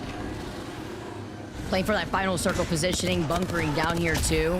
More teams trying to rotate while Na'Vi are on their side quests, taking care of the Prowler's nest for right now to charge up those Evo shields. Also looking in the distance, an evac tower has been called in, but you can expect a lot of teams trying to prioritize, trying to rotate from that south side, simply because Mill does have that ring console here for a lot of these teams to try to exit out of Cedo, Cenote Cave, like Vex. So Na'Vi being on the outskirts here can not only charge up those Evo shields on these Prowlers, but also try to gatekeep other squads from trying to get information. Yeah, Na'Vi know that they don't have too much priority here, and so they can take their time. They know that the really important power positions inside Down Beast are going to get taken up, right? By Danish, by Blacklist, by Cybercats. And so they don't really need to force the issue here. They have plenty of time. They're playing off of basically the slow side of the zone either way.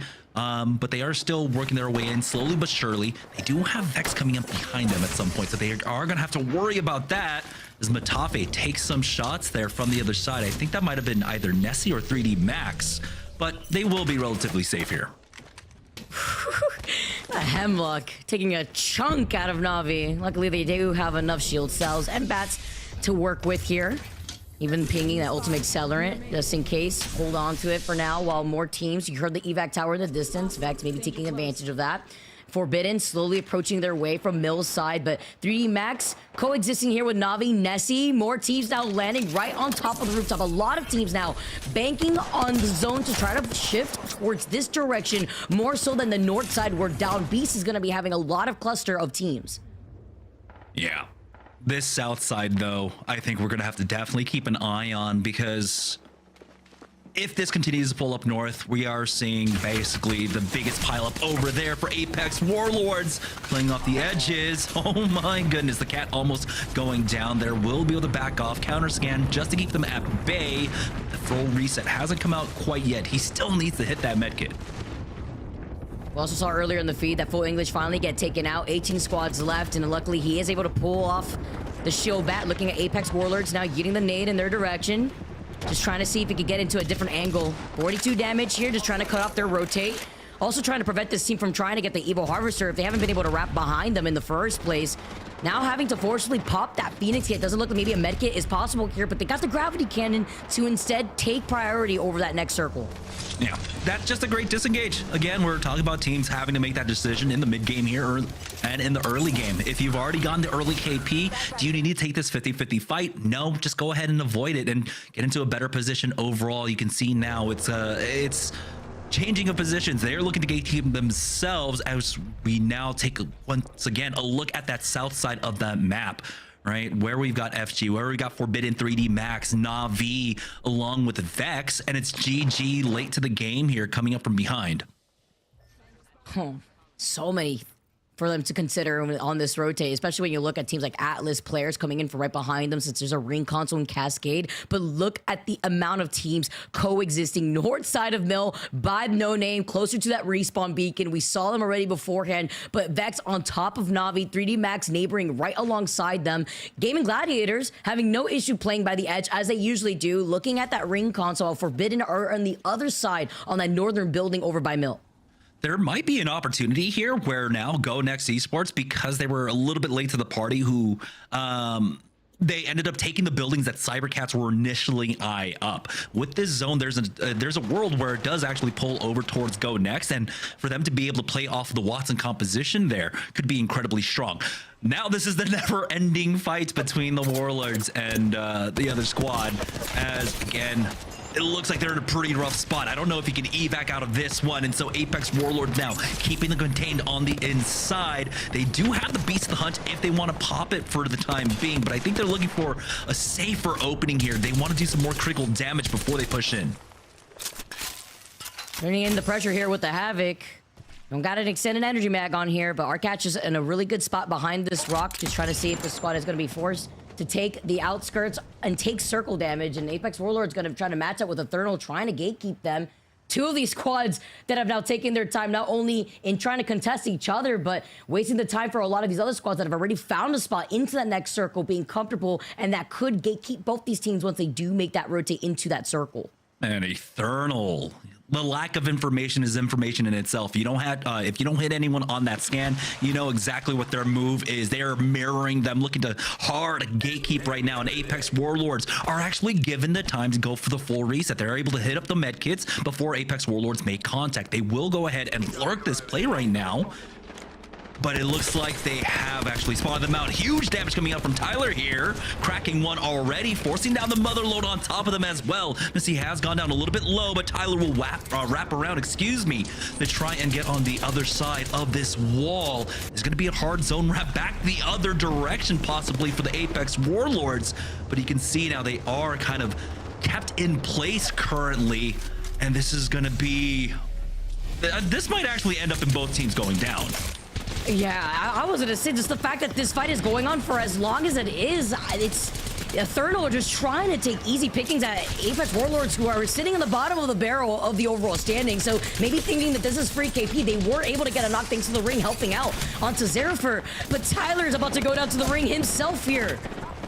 Yeah, I like the idea out of Ethernal here, but they end up losing out on Tyler. They do get the syringes off in time. But you have to imagine that they don't really pick up much in the way of heals overall because of that zone wrap that came out from Apex Warlords. So if they have enough heals to actually survive and make it into the next zone, I would be surprised. We'll keep an eye on that for now as we move back on over to the western side of the map. It's Gaimin Gladiators right on top of Mill, dropping down with that scan. Blast counter scans on the other side. He does get flanked. He's cracked, and now he's going to use that movement speed to get out of dodge. Swap out here as Light pushes in aggressively. It's Calamitous to take him out from Forbidden. Oh my god, he was trying to get some suppressed fire there too while Blast is out of the fight, popping the shield back, and now Forbidden come out on top for free here in a 3v1 situation with Gaimin Gladiators struggling to stay alive, but you can only imagine the third party is right around the corner. Trojan have heard the shots and are now looking to show face while Blast managed to get away. That would be an uncharacteristic game coming out from, or excuse me, fight coming out from Gaimin. We expect them to be able to really stand toe to toe in an even 3v3. There was really no pressure of a third party coming in. They took their time.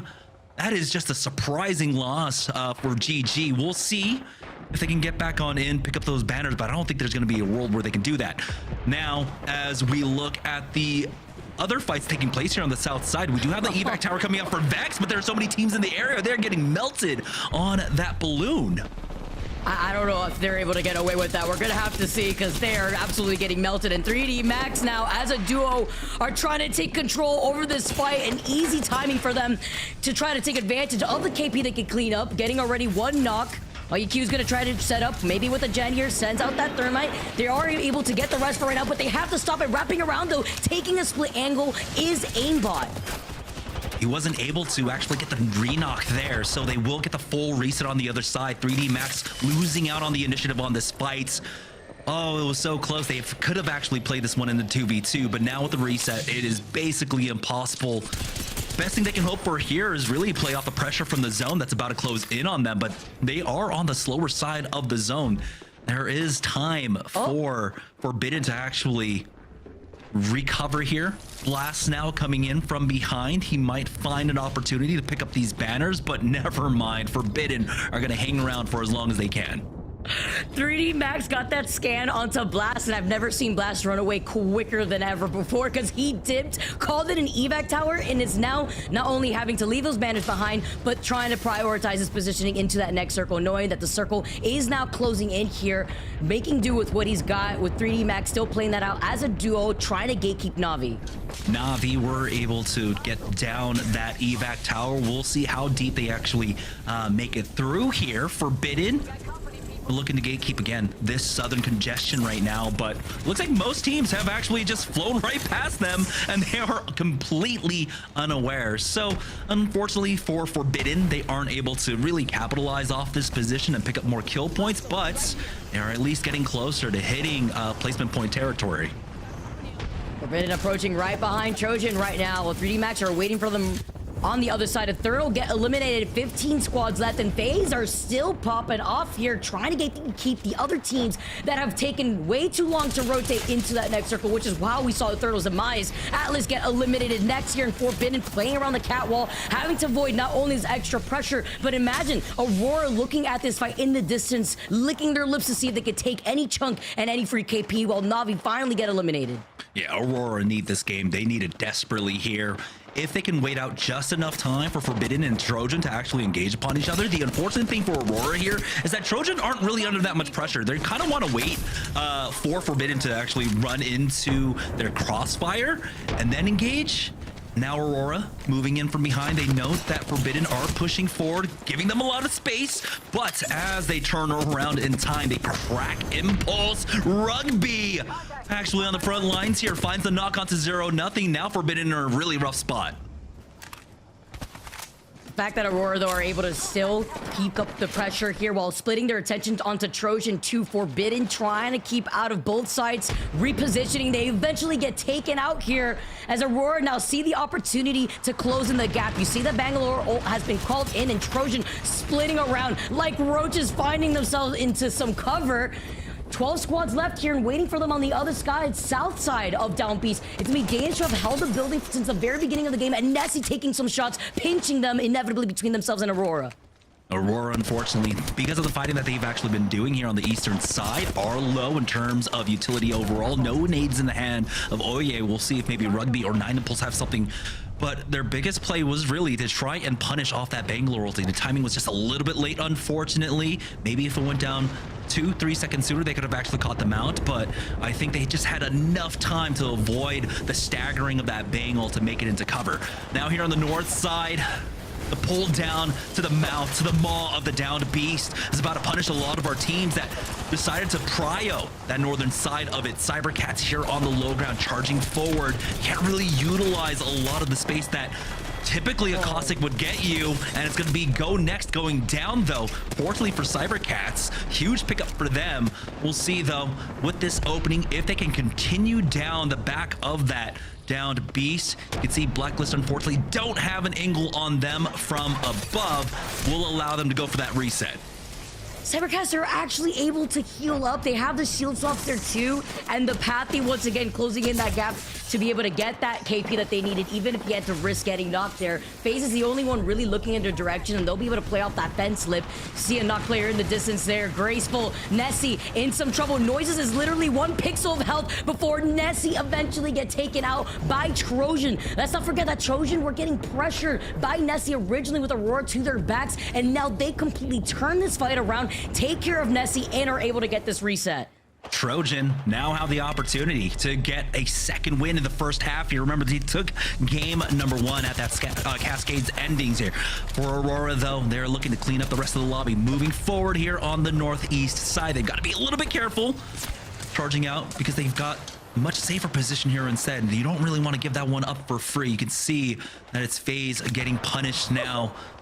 But FaZe, though, still, as Sinek ends up going down, they had an excellent first half overall. You take it top 8 with a few kills.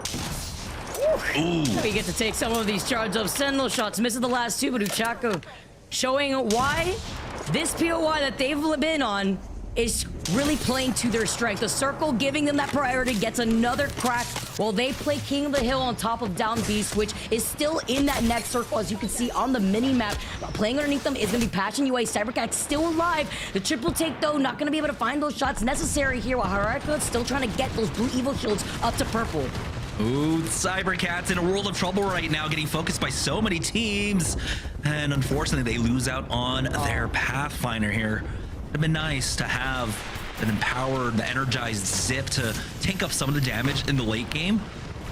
But maybe he crawls into safety. Oh, never mind. All the util going down on the Cybercats right now might have tanked this Bang ulti, and they will fall. Sanya picking up almost all those kills there. Aurora moving in on this building right now, but they are getting shot from Blacklist up top, and Fricks here on the bots. Aurora did such an amazing job of clearing out the south side, but they might go down before they even reach 6 here. You can see Blacklist International with that high ground position. They tap him to try and bring him back in, and no one really in position to try and punish that. Actually crazy with our last 6 squads left here, and Blacklist still are obviously not going to give up this high ground. Instead, they're going to be able to keep pressure onto the teams playing on the building right down below. Trojan, Danish playing on the outskirts of that southern building, while players uncontested in the northern side of the building closer to Down Beast. Even better though, eventually Blacklist are going to have to drop down. They're going to wait it out, but Passion UA are going to wait for them on the bottom. If Danish split up their attention and focus on Passion, Blacklist could start sneaking their way right down from the high ground.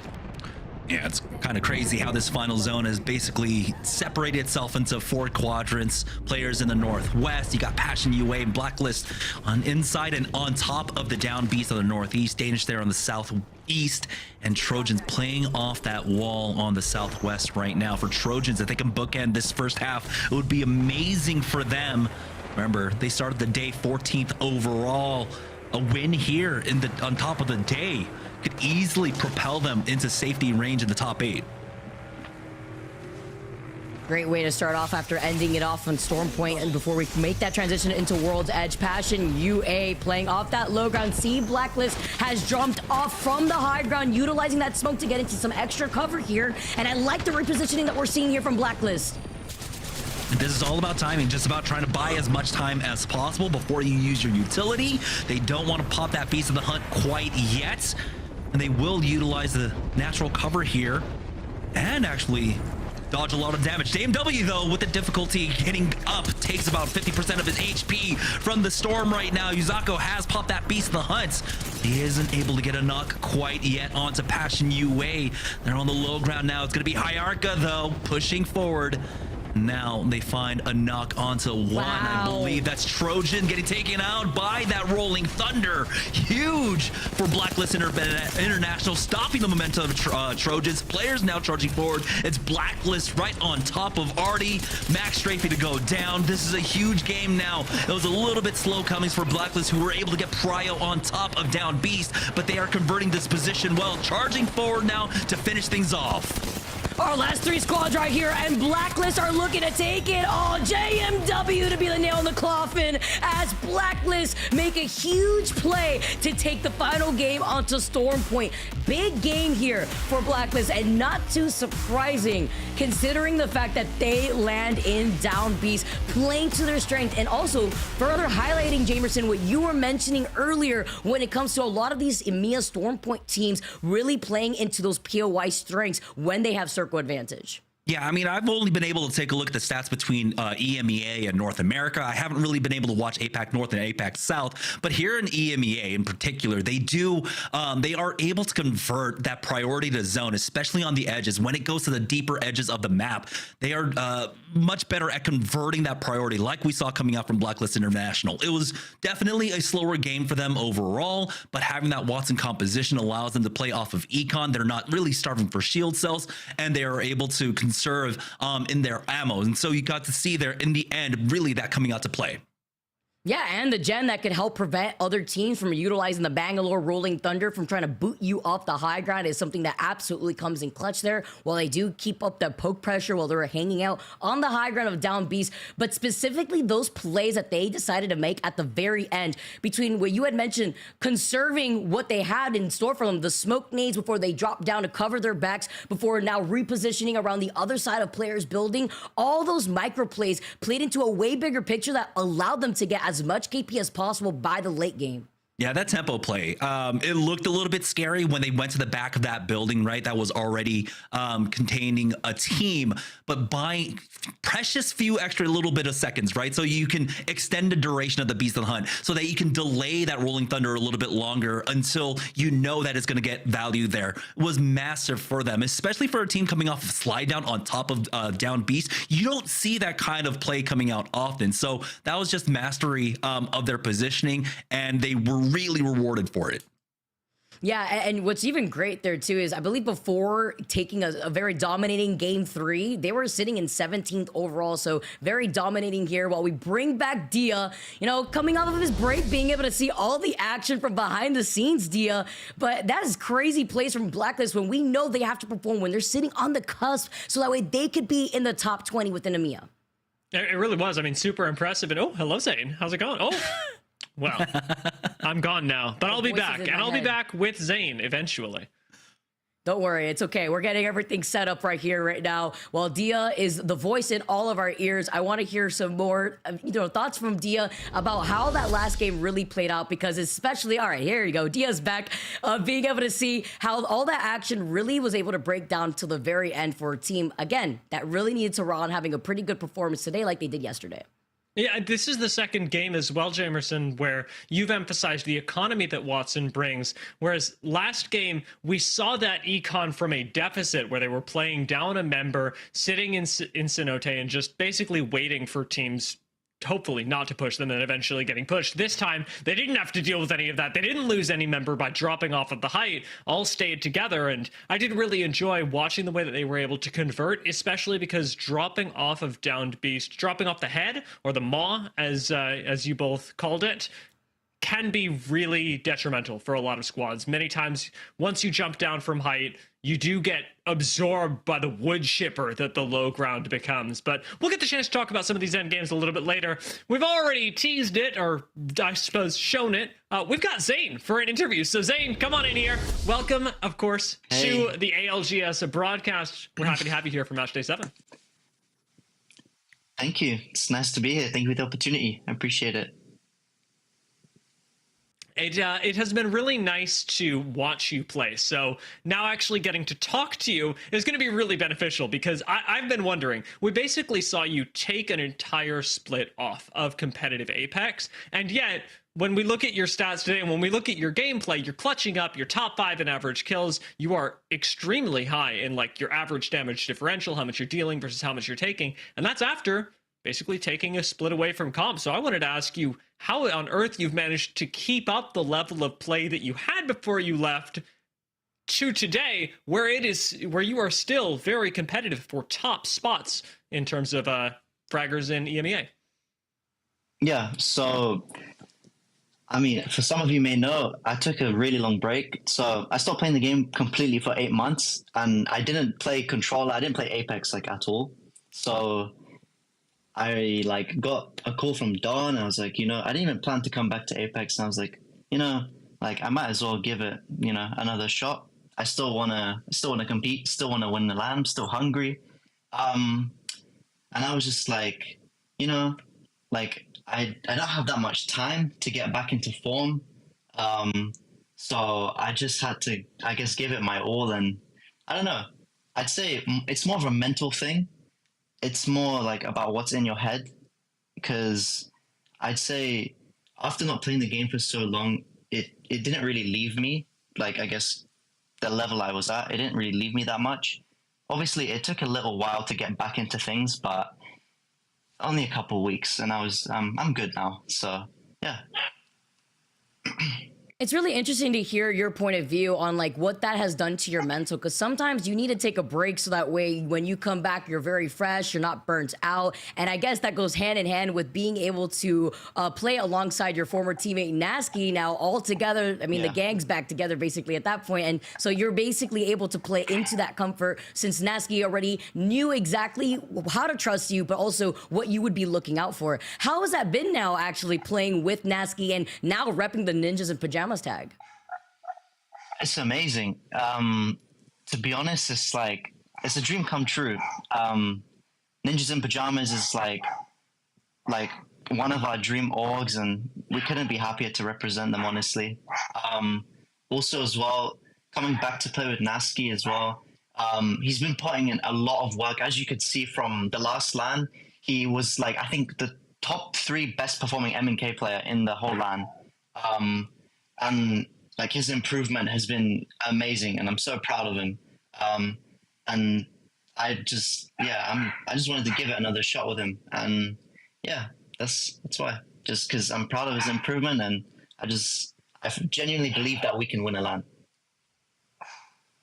Yeah, I'm super excited to see if that comes to fruition, because right now you guys are performing extremely well. And since you guys are in, what I think top 7, top 8 overall, I want to get your insight onto the first 3 matches of the day. Now, we did have a swap. We started off on Storm Point. Let's go ahead and take a look at the final circles for the first 3 maps of the day. This one ended up going over to Cascade Falls. Can you walk us through this one, Zane? Yeah, so we have Trojan, I think. Yeah, Trojan. All they have to do, just kill this team, and they basically win the game for free. All the teams on Cascade Building have to fight, and they have an easy 3P and an easy cleanup, which just gives them the free win. Now, how often, like when you find yourself in this position, do you think the momentum gets away from you, right? Because I think one thing to note for Trojans is that they really did play this one extremely safe. They did not risk anything at all. Yeah, they didn't overextend or anything. They just textbook, really. They just waited for everyone to fight, cleaned up the kills, and just, yeah, they didn't want to take any risks, which is fine, but they probably lost out on a lot of KP because of it. But I mean, they got the win at the end, so that's all that matters. They got the points. But in game number 2 here, we got to see some amazing things out of FaZe Clan, and I don't think anyone's really surprised, but it was this moment right here for Arctic really being able to survive. Can you walk us through what would be going through your mind if you're the cat player and you're stuck behind that wall? Yeah, I mean, there was so many teams on that side of the zone, and they had a pretty tough walk-in. I think there was like maybe 3 or 4 teams just fighting like on that side of zone the entire time. So for, I think it was cybercats, they walked up and they got shot in the side, and Arctic just survived for free right there. I don't know how they didn't die, to be honest. It's a miracle. I don't know. And our final game of the day, this was Blacklist really utilizing that priority they had on top of down beast, and really want to talk about the Zenzo because I feel like they did so many amazing things here. Can you walk us through this game number 3 finish? Yeah, this fight is super, super important. If they kill this team and drop low ground and kill them, they just have an easy third party and an easy win. They just close out the game for free. This textbook. Yeah. Really well played by Blacklist. That drop down too, I think it was really impressive coming out from them buying time, really delaying that Bangalore ultimate along with the Beast of the Hunt as long as possible. But of course, because they had Prio on the ring, they didn't get as much kill points overall. It was just in the end game there. It's still a 12-point game for them along with the 5. Are you surprised by the performances we've had so far here on Stormpoint? To be honest, I'm surprised because a couple of teams that are supposed to be doing really good are not doing as good as I thought, which is good for us because, you know, we need a few teams to do better. We're preying on a few downfalls today. That's for sure. I believe it. Playing over the leaderboards, it can be tough. It can be even stressful watching match days that you're not playing. With Blacklist International taking the lead that last game, we of course have the bottom of the leaderboard that will have a bit of a better chance to move over onto perhaps World's Edge and see what they can do there. However, I have an important question for you, Zane. It's one I haven't asked yet, and one that I know the audience is dying to know. I hear you've got a passionate fan in the background. I don't know if you can hear it through your headphones, but I have to ask what your dog's name is. Yeah. Well, it's not my dog, but it's my girlfriend's dog, and his name's Max. He's a bit young, I think 4 months old. He's just in the background, just barking away. Very cute, very cute. I request a picture. It can be posted via Twitter. And if you guys want to follow, if you guys want to follow Zane, maybe get some girlfriend dog pictures. You can follow Zane at Zane FPS. Zane, it has been wonderful to have you for the halftime show. You are honestly very nice to talk to, very easy to talk to, and good luck in the rest of your games. Final round robin. Thank you guys for having me. I appreciate it. Yeah, bye. See ya. All right then. Well, Vicky, Jamerson, it is on with the show. However, I should say that with match 4 coming up, we've talked about that transition to World's Edge. Now, Jamerson, this is where I want to talk to you a little bit about the POI draft and what you're seeing prioritized specifically when we move on to World's Edge and how that's working out. Yeah, I mean, right now, I have to highly characterize EMEA as priority dependent, right? And so when we get those skyhook zones, when we get the stack zones, anything on the high edges of the map, that teams that do have that priority rotate into it end up faring better. So if you're looking at, I think, bog standard drafts coming out from them, I'm not surprised whatsoever by what's being prioritized by our EMEA teams. Going for that Skyhook West, I think even across region Skyhook West, one of the highest pick rates overall. It's so wild to see, and I mean, it makes sense. Sky West, of course, inherits Trials as well as a great edge POI, but Vicky, we've seen teams have some mixed results from Sky West. Sometimes you pick it early and maybe it doesn't align with your play style, all of a sudden resulting in a lower point average for Sky West than you might otherwise have looked for. And it's something that has to do with the amount of teams banking on that skyhook circle too, with how frequent we've seen them. But things have been changing up, I feel like, with the way that these circles have been pulling. No surprise that Full English, with their #1 seed pick, they were able to actually claim Sky West, but trying to see how they can work that into their overall results, because they definitely need to have that come up that we know that they're capable of. But going hand in hand, we already know the squads that have no issue trying to isolate some of the members that do land in Sky West, maybe stragglers that try to prioritize going into Trials in the middle of those rotates. You know, it's really interesting watching the way that when the zone does end up pulling away from places like Sky West, how many other spaces on the map are empty. A lot of times we'll have some teams going towards Epicenter, but very rarely do we get teams that drop over by Fragment or even Dome. Those two end up being left largely unused, despite the fact that South zones really used to be a thing, Jamerson. Like, we used to be talking about how the zone's always going south, and yet it was only really true yesterday in EMEA.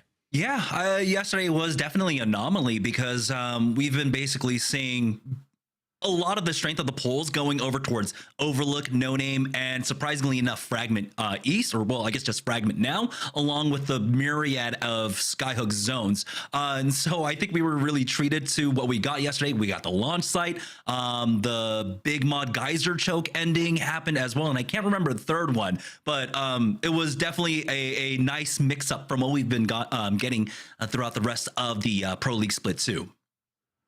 And with the perhaps shift in zones that we're looking at next patch, or the fact that they've readjusted probabilities to be evenly distributed throughout the quadrants of the map, Vicky, we may even see this impact the way that teams choose to land, perhaps moving away from places that the zone normally pulls, and with the ideally more balanced approach of the zones, being able to say, all right, well, maybe this POI fits our play style better, so we're going to prioritize that over trying to predict the ring.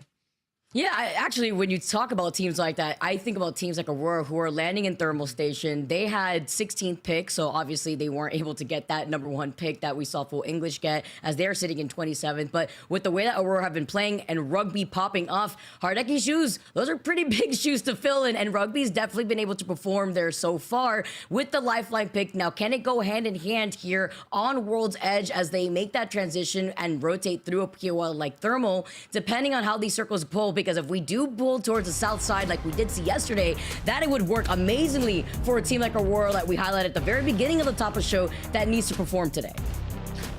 Looking at the series results, Trojan currently lead the pack after, so far, today's games. There is still the chance, as we keep telling you, that all of this will turn on its head and we could see a totally different result by the end of the day. Trojan, who performed 14th in the last time these two groups met, may still fall a little bit further down the leaderboard. Jamerson, I'm going to let you go. I'm going to let you take a quick break as we prepare for match number 4. And Vicky, you and I could keep talking about the way that the standings are changing, perhaps not, since yesterday in the match day 6, we ended up getting our rematch standings twisted up more than a schnitzel. It's just, it goes back into schnitzel. Honestly, maybe some of these teams may be hungry. Zane definitely looked hungry when we were talking to him earlier on. But looking at what these teams have changed up between now that we're seeing them perform, with Stormpoint being the beginning map for our first 3 games, versus what we saw prior when we had first opened up with World's Edge. I highlighted Aurora before, and I got to talk about them again because I believe they had finished in 15th place overall at the end of that day. Already looking a lot better to start off their day here on Stormpoint, seeing if they could try to work that into some of the changes in that circle that we've been seeing thus far. But also specifically, if we could catch some of these stragglers trying to go for the Evil Harvester that we've seen before, or we take a look at the World's Edge draft. We keep talking about it, Dia, but now it's time to see where all of our teams in this lobby are going to be landing. The Full English, still with an iconic logo. Gotta give love to that every once in a while. Picking up Sky West is something we've been looking at for a while. Really standing out, however, is Trojan, who we were just talking about, who have gone Siphon as well. This is an uncontested Lava Siphon drop, an extraordinarily powerful POI when we're on World's Edge. Actually big here, too, when it comes to those rotates that you have there. Monument. Going in right here to Aurora, like we mentioned, Thermal Station. FaZe landing over by Overlook, something else that we saw very commonly in the very first half of these end circles for the first split of Pro League here. Even looking all the way back to Black, actually, to see what they could be doing here. And GoNext, landing in Survey, going to be going for those quick rotates, something that we've been seeing very often, of course, considering that Kashira is very quick when it comes to where these circle pools are going to be ending up on.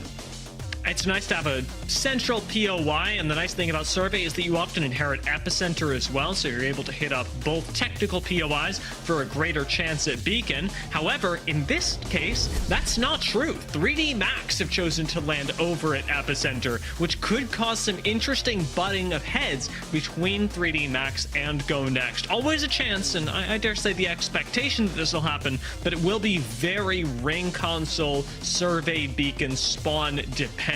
And so often is that the case for EMEA.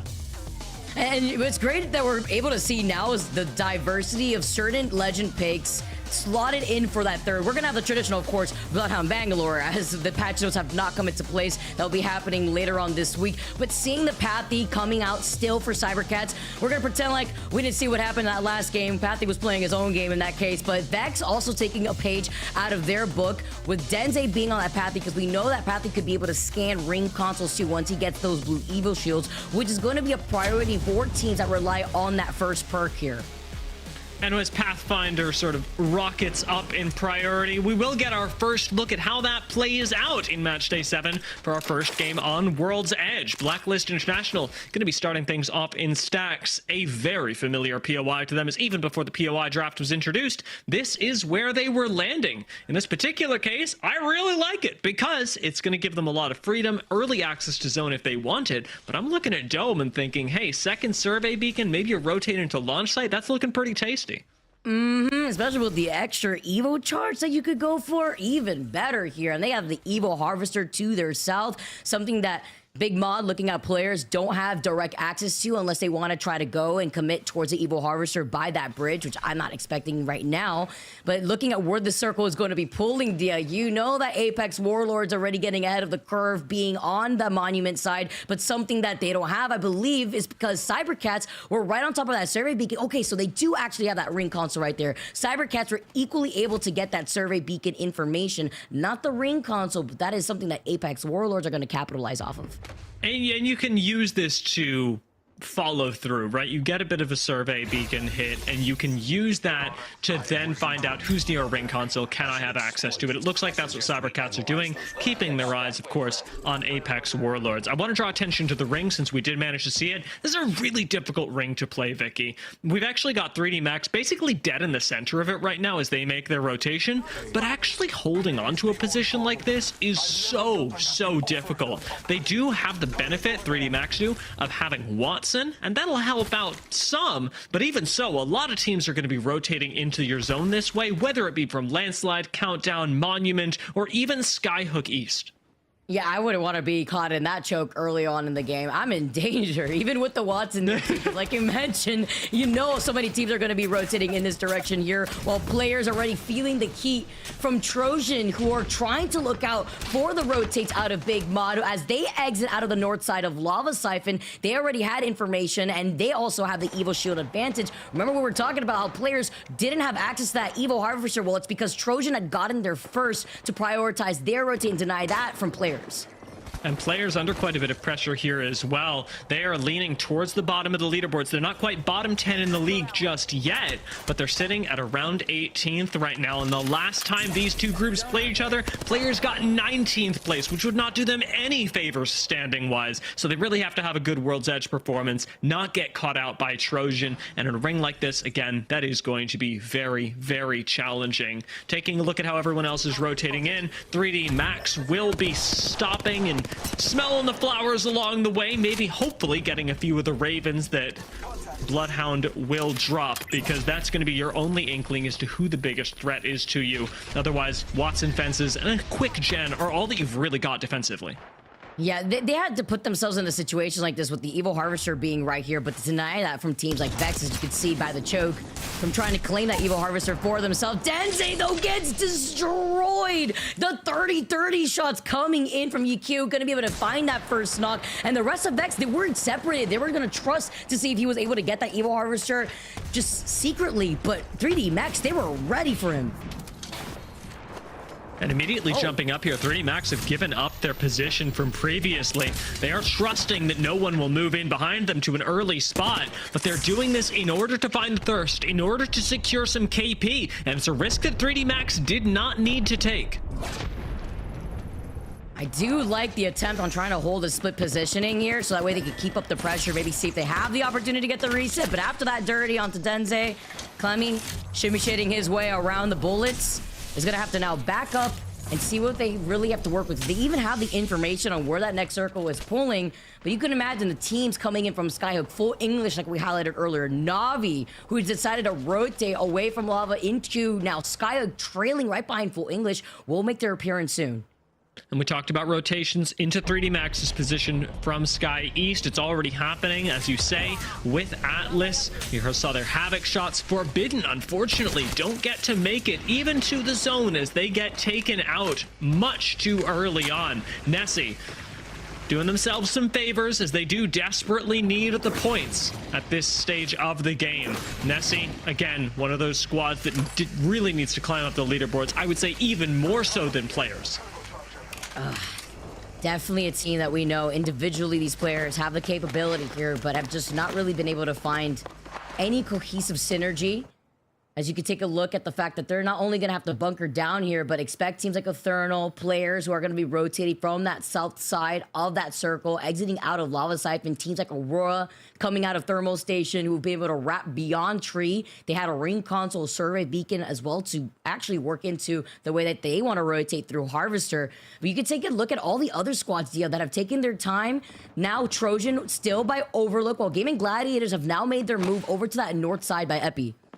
Really different take when we're talking about Trojan's rotate and the fact that playing out of Siphon, they've chosen to go into Overlook and really commit to hard edge. It's not what the POI is known for with its relatively central position, especially in a ring like this, that while it is technically northwest, is only slightly northwest. Ethernal currently going through the center of the map, have been really committing to hard edge play all day and have found Aurora no better team to test your chops up against. And Ethernal, they have the height right now here too. As Aurora just call it quits for right now to reposition over on the backside of Harvester, making sure they know the team is within the vicinity to try to third party, because that is something that Blacklist International can easily do as they've now tried to prioritize information over on top of Lava Siphon. We know that I believe there was a ring console right there too, so now Aurora forced to backtrack, have to give up the opportunity to try to get the ring console info, and now are going to try to see if maybe they could wrap around north side of Lava Siphon instead. I'm going to go back in this game and look just at Trojan's path. They go all the way from Siphon to Overlook, basically halfway back to Siphon, and are going to approach from the south side. This will put Trojan right next to Nessy, but also both squads in the path of Aurora, Blacklist International, and Ethernal, as all three of those teams will have to move up the choke and into the monument surrounding area. It's going to be hot here, too, after the action that we saw from 3D Max holding those two chokes, denying the rotate opportunity from the teams that have to rotate from Skyhook and Countdown.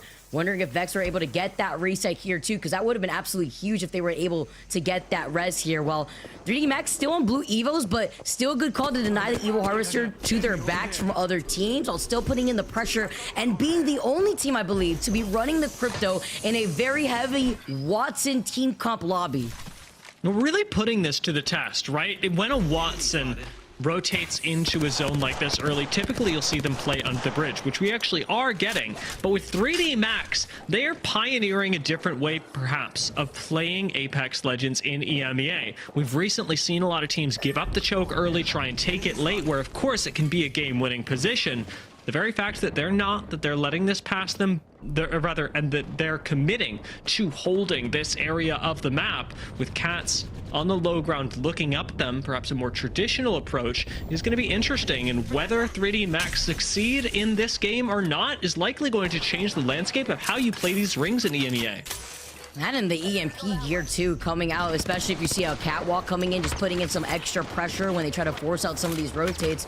We're gonna have to see, well, teams like Gaimin Gladiators try to fight off for that tunnel control from Navi, and look who's waiting for them on the mouth of that tunnel is VexX. So they're gonna get gate kept no matter what. So Navi now forced to make a roundabout rotation, taking a lot of the circle pressure.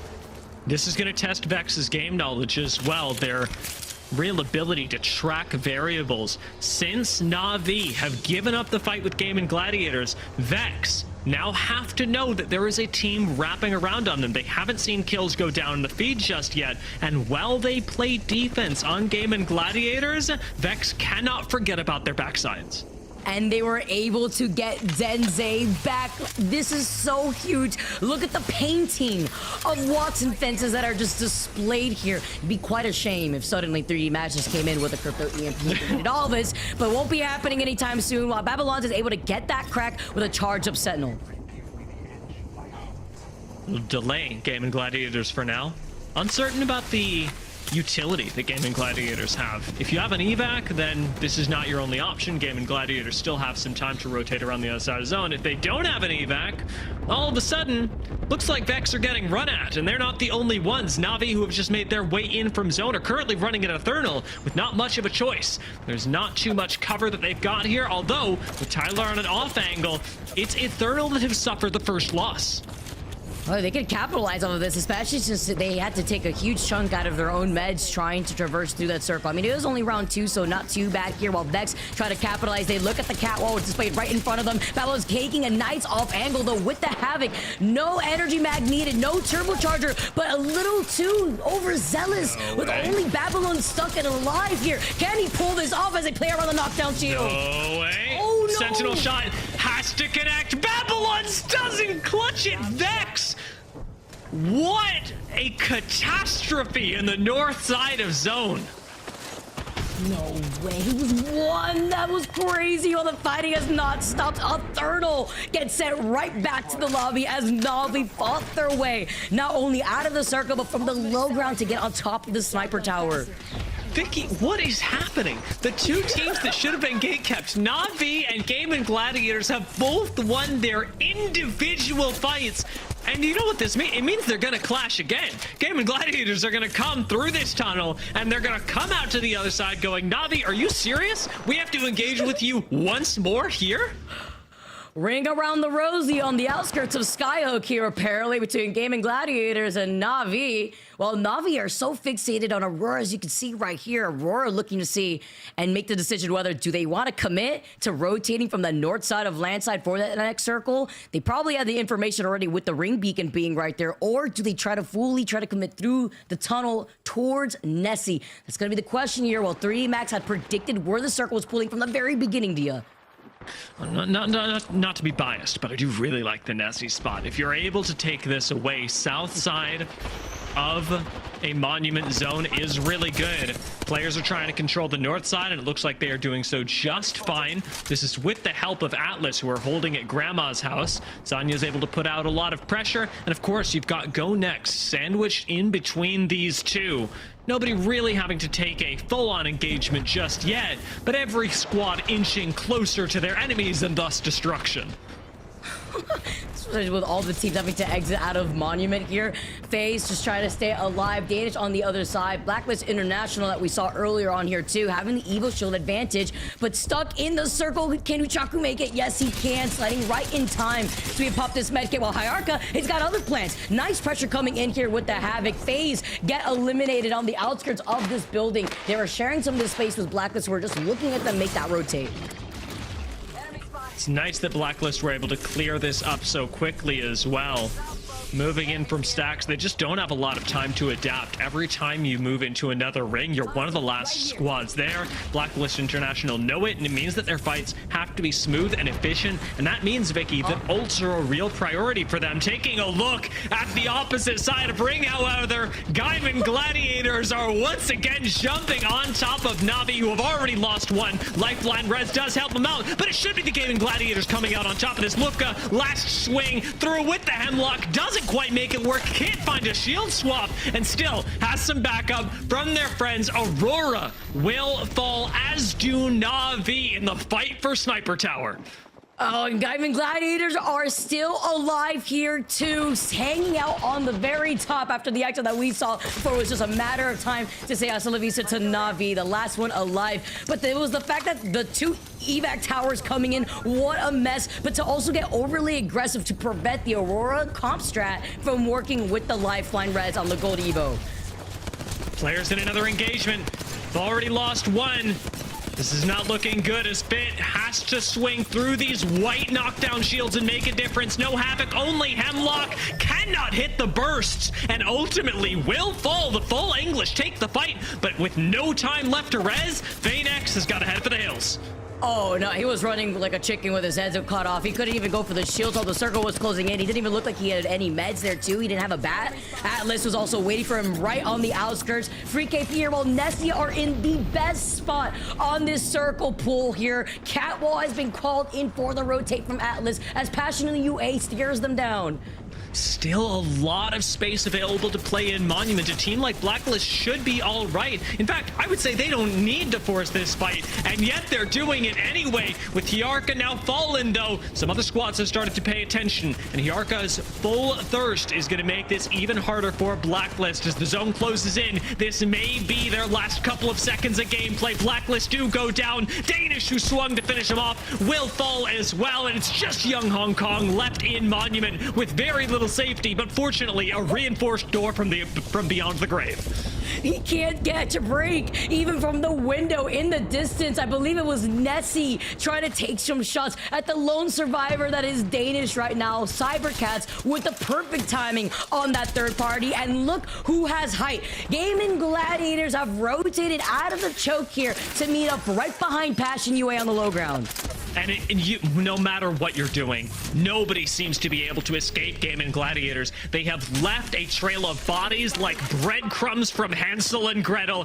Gaimin Gladiators slew 3D Max, have height on Passion. Their one big problem is Nessy, that singular squad that, as you called out, has the next zone, has managed to hold on to a powerful position overlooking Monument. It's Gaimin Gladiators and Nessy that will have to fight for control of the high ground.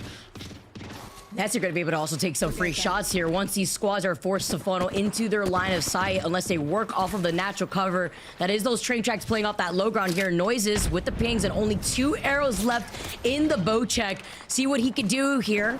Lackluster ammunition. They see the fighting. See Danish still trying to take some shots at Cybercats, holding on for dear life with 5 squads remaining, and Passion UA also looking at Cybercats here too.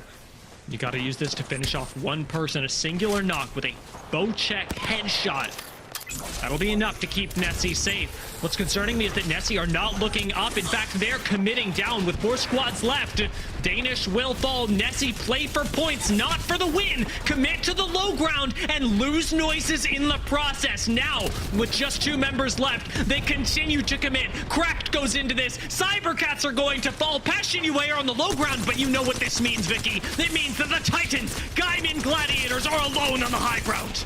And that's just gonna breathe a free W here at this point. Just a free walk-in for Gaimin Gladiators to capitalize as they now take a split position to sandwich Passion UA. Only a matter of time as Gaimin Gladiators are your Game 4 winners. Free walk-in here for GG as Nessy decided to just fully ape Cybercats onto that low ground, just allowing an open green light for Passion to then walk into their north, sandwich them, clean up what was left, and Gaimin Gladiators were the only team uncontested in that final circle, Dia. There is no more appropriate name for them than the Gladiators, because in these rings, they were finding ways and situations where there was no escape from them. You were really trapped, as Vex were, in a tunnel in the ring with the Gaimin Gladiators. When they went over to Sniper Tower, everyone was trapped in the Sniper Tower with Gaimin Gladiators, and when it came to coexisting with them, nobody in the end game would do it. Nessy gave up their high ground, forfeiting it to GG, knowing that a squad like that, you simply don't fight for the high ground when you can go for KP on the low ground instead. And that's with them coming out of Climatizer there too. So they were able to make that roundabout rotate while also leveling up their Evil Shields, prioritizing the Evil Harvester pathing so that way they could approach into that north side if they have to go through that choke with a better Evil Shield, but even working out better for them without them getting gate kept by Vex in that fight that we saw by the tunnel of Skyhook. They still were able to get more KP once they were able to start rotating and then contest the action that we saw between Aurora and Na'Vi. Think back on how incredibly close we were to not seeing this game. Because as you talk about the fight with Vex, that came down to whether you hit a Sentinel shot or not for maybe 50 flesh health. That is one bullet away from it being a completely different game, from Vex emerging from the tunnel instead and involving themselves in the Aurora Na'Vi fight, to then contesting 3D Max, who held the high ground for a very long time. And I want to give credit here. 3D Max actually played things very well. It is to no fault of their own that they couldn't stop the Gaimin Gladiators. Yeah, it was very difficult there too, especially when a lot of other teams funneled into their line of sight. They wanted to capitalize off of any KP that they could hold, especially with the pressure that they were putting down to so many teams that were trying to fight their way out of Monument. We saw the chaos at the very end. We saw the solo that was Danish that was left behind, young Hong Kong himself, before eventually he was taken out and cybercats were able to just play off the low ground. Salute all around for the attempt from Danish, but even better to see a nice explosive game from the Gaimin Gladiators, finishing off with 12 KP and the dub. What a riveting match. As you say, 24 points after their first game on World's Edge is a huge step up. And Passion UA right behind this, I don't want to ignore either. You had actually called out Passion UA for their use of crypto to have an unorthodox composition from a low ground spot, making it to second place, and with 7 KP, that's the critical part of it, is a really good look for a roster that has been on a high run recently. It's also nice to note, by the way, that Gaimin Gladiators in game number 1, they finished in 6. Game 2, we saw them get a 3rd place placement, and now being able to take the dub on World's Edge shows how well-rounded this squad is. Now looking at the second page here, all the way down to even Navi falling down in 13th, all because of that fight that happened to the north side of Landside, closer to that sniper building. And I'm going to call out a notable absence from our bottom 10 squads here. Nessy, who had a fantastic game. They have struggled on Storm Point to really put up numbers. However, now that we've made the transition to World's Edge, they actually play the macro from this zone really well, uncontested by other teams. And as a result, will inch themselves ever closer to top 10. You can actually spot Nessy right now in our overall series results, sitting in 12th. The Gaimin Gladiators having taken the lead with 42 points. Huge with the 10 KP that they're able to accumulate over the course of this series alone, but also nice to highlight their rotate from Landside to immediately recognize the situation and where that circle was going to be pulling, and then also play King of the Hill on top of those train tracks to deny that rotate opportunity from the other squads that would have to rotate from the Harvester side of the choke that would lead into Monument Dia. There was so many odd rotations here as well. We talked about Trojans being one, and again, gonna touch on it. Moving out of Siphon, going to Overlook. Everybody has slightly different reads on exactly how they want to play these games. And now that we're on World's Edge, one of the most studied maps in competitive Apex, we're really seeing the mad scientists come out all over EMEA. It's been 4 games of wonder. We've got 2 more left on World's Edge, but before that, we're gonna hit a quick break.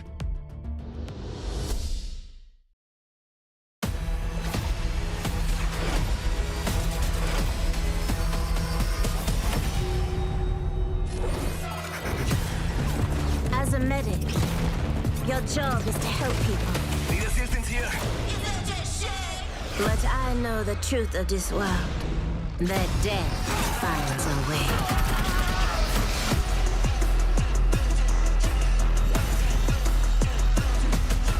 Time to rise and shine, skin bags. We all kill Kapatid. I just really, really enjoy it. They're shooting at me. Getting your shield dance.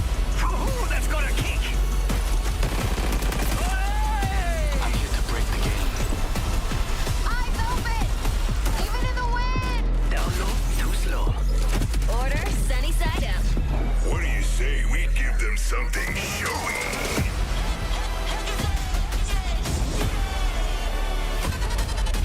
Coming in hot!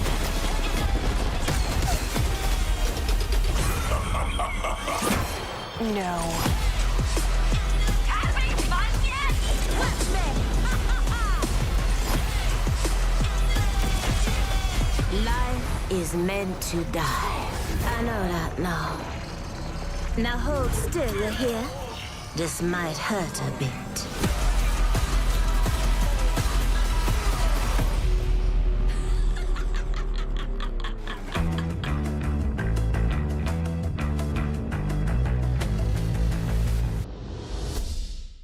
Battle Beaver is the official controller partner of the Apex Legends Global Series.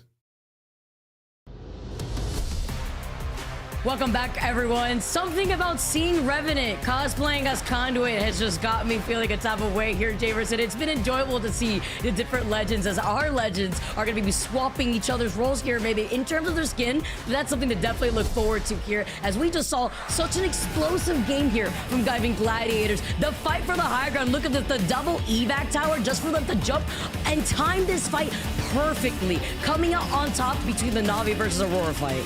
Yeah, that entire game, it was all about Gaimin Gladiators finding the timing, finding the openings. They were extremely patient with this. They were actually watching this fight for a good 15-20 seconds before they made their move. They were waiting for that go signal where they see the trades and they have the timing to go in. Similar story happened here as they were rotating in from that choke point. Now, I believe 3D Max was holding that northern high ground against, I forget which squad, but they found that opening again to go for the third party. They were the third party kings here. Nessy deciding to take this swing down onto the low ground was a little bit surprising to me. I feel like they might have wanted to take that opportunity to try and go for that 50-50 up against GG on the other side of this one, but I don't fault them at all whatsoever. This was their biggest scoring game for Nessy. Having that priority, coming out from Landslide and taking that western side of Monument along the rocks was a great play for them, ultimately netting them both 14 points. And honestly, that also comes to show you the type of fights that Nessy are aware of which ones they can take and which ones they shouldn't there, and they wanted to play for the KP at that point. As we now take a look at game number 5, Jamerson, where a lot of our squads have now seen where they're situated in after the last 4 games that we just witnessed. I mean, Gladiators, a team that was within the top 3 the last time we saw these two groups face off against each other, now trying to claw their way right back to stay as consistent as possible. We saw that they landed over by Climatizer, and they had no issue trying to rotate over from that northern side closer to Skyhook. Yeah, speaking more about Gaimin Gladiators, the first time in round number 1 that A faced off against B, they ended up with first place. The second time, you mentioned it, right? They were in the top 4. They were 4th overall, but the thing is, in round number 2, it was extremely close in the top 5. I believe they were only about 4 points off from first place. So there was a world where if they had converted one extra game, Gaimin Gladiators would have actually gotten the back-to-back in this group-to-group head-off. Taking a look at our first ring, though, we're getting another northern pull. This time, not going over towards Monument, but more over towards Skyhook and Survey Camp.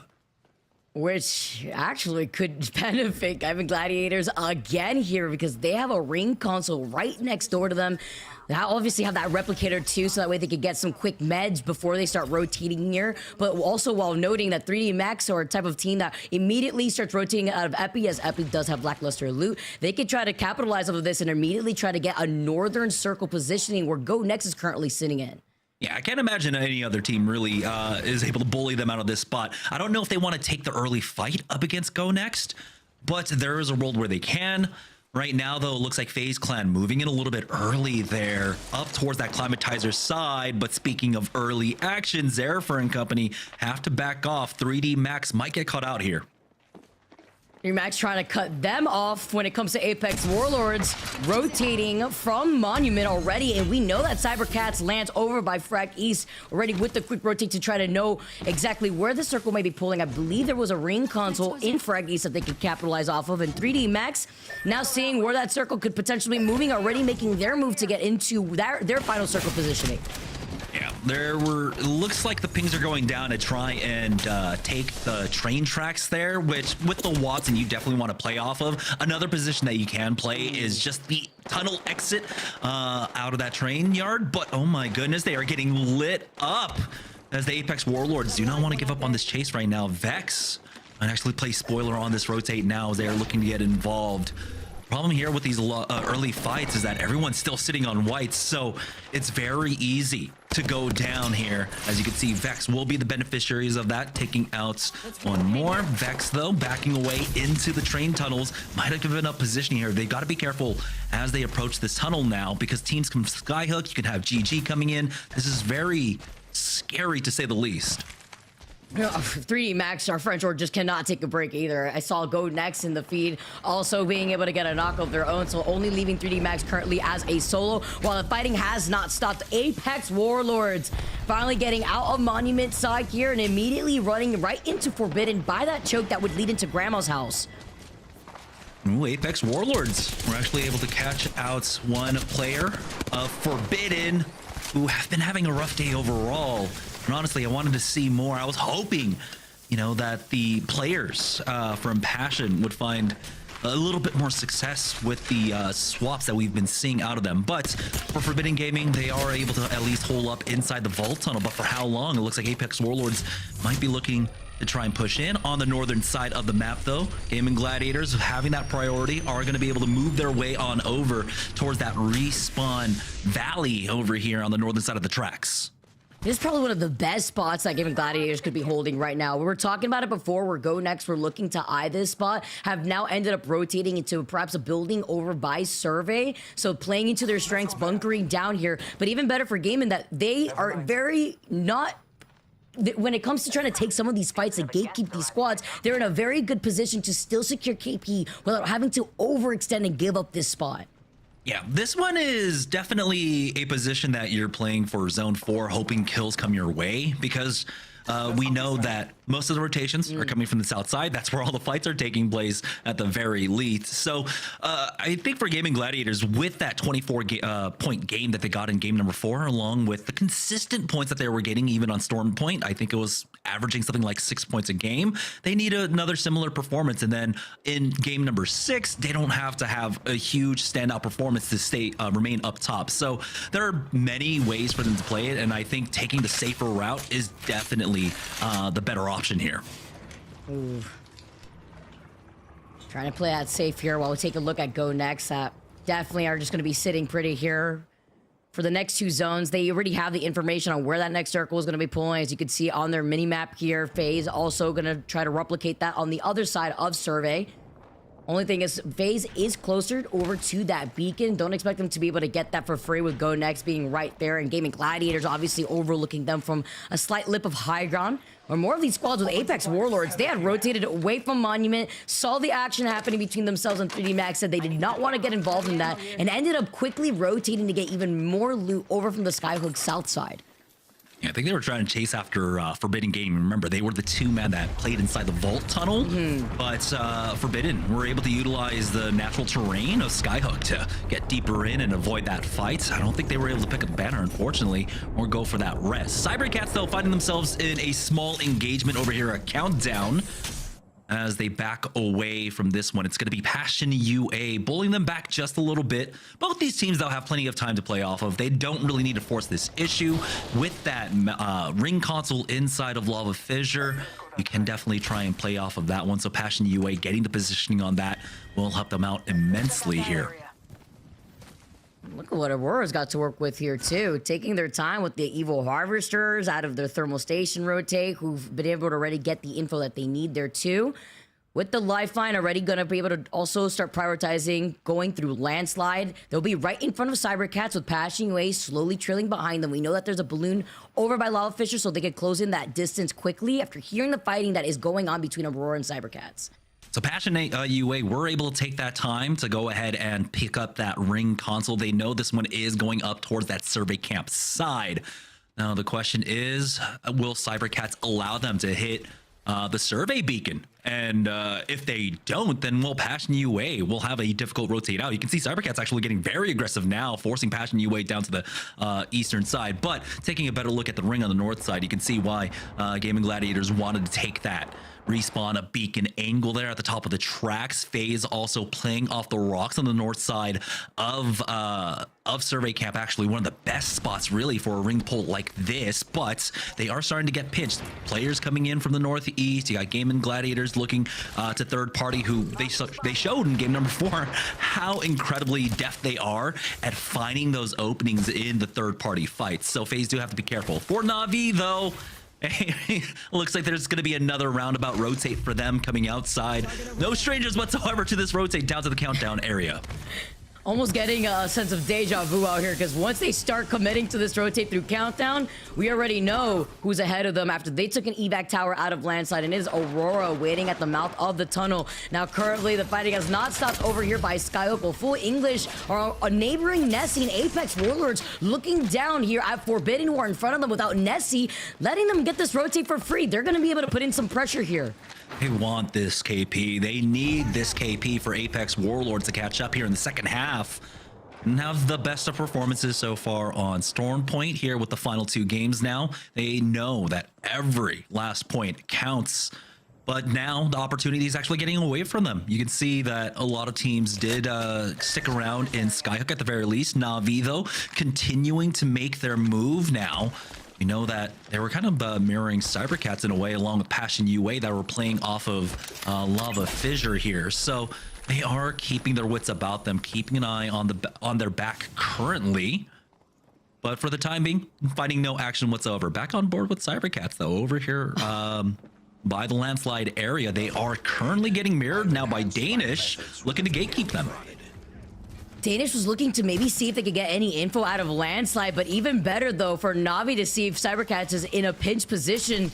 They could get some free KP here. They're not going to get gate kept, but you have to look out for Aurora, who are waiting by the choke, exiting out of countdown through Monument. So cybercats, see if Ranches could get the setup here on the zip. Look at the shots being taken here too from inside of that circle by the edge. It's going to be Na'Vi looking at Danish by landslide. There we go. Na'Vi finally spot them out. Cybercats were able to move up the western edge basically for free here, but the back shots from Aurora gonna force kind of behind cover, and that was the biggest opportunity for Na'Vi to really try and punish cybercats. But because of the intervention of Aurora, it looks like cybercats will be able to get free move through countdown and make their way on up. But over here on the northeast side, Epicenter is going to be the center of action right now, as Blacklist International are trying their best to survive. Yuzako getting that reset, needs to be able to hit that bat at the very least, as JMW holds the angle for now. Forbidden ultimately do go down there on the northern side of the map, as it's Trojans looking to get aggressive, but they've lost out on the Adnam. They need a reset and they back away. It's going to be Blacklist International with a full reset from the inside. It's the fact that this was being a 3-way fight with 3D Max trying to get the res eventually here too, so that way they don't play that out as a solo, with Blacklist International playing on the inside and Trojan now looking to get the res themselves. Scan for scan here as Blacklist fully reset, now try to swing on and capitalize off of them being incredibly weak. They were unable to fully heal up, and now Blacklist having to look onto the other side. Havocs from both directions, seeing that the circle is closing in less than 40 seconds. They have to make sure that they don't get gate kept here. Another team coming in from the back as 3D Max were able to fully recover. Oh man, the position is just changing back and forth between these 3 teams. Now 3D Max, the team that has the initiative here. They are going for the reset though to get Kizaron back on up. They get the ring to their back fairly shortly here. The Beast in the Hunt is getting popped. Now it's Aurora coming in for the 4th party. Oh, for the free KP here too, though. Night Impulse feels the pressure, but they were so low as Oi Rain now slides in and is a nail in the coffin for 3D Max. 15 squads left, but talk about timing on that fight presence from Aurora. Very isolated for them. They understood. They got a beautiful scan onto all the teams there essentially, and so it was very easy for them to navigate. But now they have to navigate this rotate up north. You can see that Ethernal are looking to try and gatekeep them here, but there should be enough coverage for Aurora to get in safely. We'll see in just a moment. Cybercats have basically worked their way back through Skyhook. Now they do have someone shooting from behind them. That's going to be the Apex Warlords. Remember, Apex Warlords were lingering around in Skyhook to try and finish off Forbidden, and now they find themselves in trouble with the ring to their back closing in on them. We also saw that Nessy had showed presence there too here before Apex Warlords are now finally able to try to claw their way through that choke. Nessy was quick on the rotate to be on the mouth of the train track cave that we saw Gaimin Gladiators holding on the north side earlier on. Cybercats still having height, but still also feeling that pressure close to that choke, with Na'Vi now approaching in. Cybercats clean up Apex Warlords. Ranches being on that path, they really opening things up here for them. And now nobody really in the distance to try to contest them with full English, not really deciding to fully send it. Oh, it's going to be Nessy at the bottom of this one. The wall has gone down. Na'Vi, though, back away from this fight. Wait out the utility here as that Bangalore ultimate does go down. Really, they've got plenty of time to work with here, so they don't need to force the issue. They have another minute before the zone starts closing. And I think they heard the fight kind of concluding to their north, so they had to be worried about that 3rd timing party coming out from Cybercats. Good decision here for Na'Vi. But now as they rotate further and further to the south, they do run into a little bit more resistance. For FaZe, though, fight, it's players pushing forward, looking to take advantage, but players have lost out on Kazakh. Knuckle Cluster in from V2 as Nags ends up securing that thirst onto Kazik. And GoNext trying to grief them there too, putting in even more damage here as they're the ones in that next circle. But the same can't be said about players trying to play on the edge as a duo currently. FaZe inside of this building after rotating from the rocks earlier have found themselves in a free space here with the Watson already set up. Trying to actually contest that. One player trying to run away from their line of sight, but it's going to be difficult with GoNext also looking at them. Getting the free utility there. Extra arc stars coming in for Cinetic, and they're going to need this utility really to clear out a lot of the angles once this zone pulls in. Right now, though, for FaZe, do they want to get aggressive? Do they want to try and finish off the last 2 kill points there and then make it an easier rotate in from the north side? For Aurora, though, they're still dealing with Ethernal on the other side of this one. Impulse almost went down. Luckily, they're able to get the reset at the very least. Caught in the middle of smoke. Knuckle Cluster as well, chipping away at them, but looks like OJ will be okay for now. Tyler getting finished off. But you can see that they're still kind of pinned down. They've got the man advantage and try to charge forwards here with the Bang ultimate. And OJ is on top of him, will finish off one. And there it is, Aurora clearing out this side of the map. And they got to pray that a third party doesn't come their way. Oh, because they lost on Rugby, and there's a third party that we were dreading. Jamerson, Atlas have now shown their face and try to pressure out Aurora with the circle closing in right behind them. Luckily for Aurora and Atlas, they're both in that circle, but Atlas want to capitalize. Look at how low Aurora is, getting a taste of their own medicine as Zuni has now slid in, trying to stop the full heal up and the full reset. Aurora get eliminated. Talk about timing now on Atlas's end as Na'Vi maybe looking to see if they can try to wrap around here. They were involved in a fight versus full English, with Atlas going to be able to come out on top with all the death boxes to their feet. That needed to be a cleaner fight for Aurora. They had the man advantage there, and losing out on one, especially your lifeline, is not what you want whatsoever. They get punished for it. So now Atlas, they get a free walk-in, it looks like, to come in from the southeast side. For FaZe Clan, though, they're still over in the rocks over at Survey Camp. They do have a pretty easy slide down as, I mean, we're already down to 5 squads, by the way. There's been a lot of fighting here in the mid game so far, and it's not over quite yet as Atlas are taking a lot of damage there from full English, and it's full English to have priority on the zone.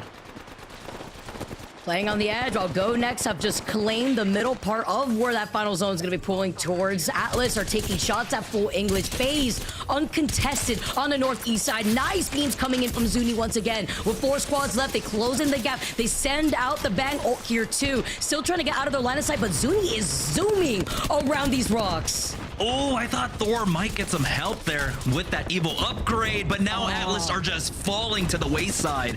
It's all up to Zuni here as full English charge forward. He is playing around these knockdown shields, the smoke creating a little bit of cover at the very least. He's down to about 1 shot, but he survives the havoc, finishes off full English. He's not going to have the time for the reset, though, as the zone is closing in on his back now, and he's going to have to leave his teammates there. You can see, though, he's going to possibly get an opportunity to try and punch 1 player in, but I don't know if he can have both survive.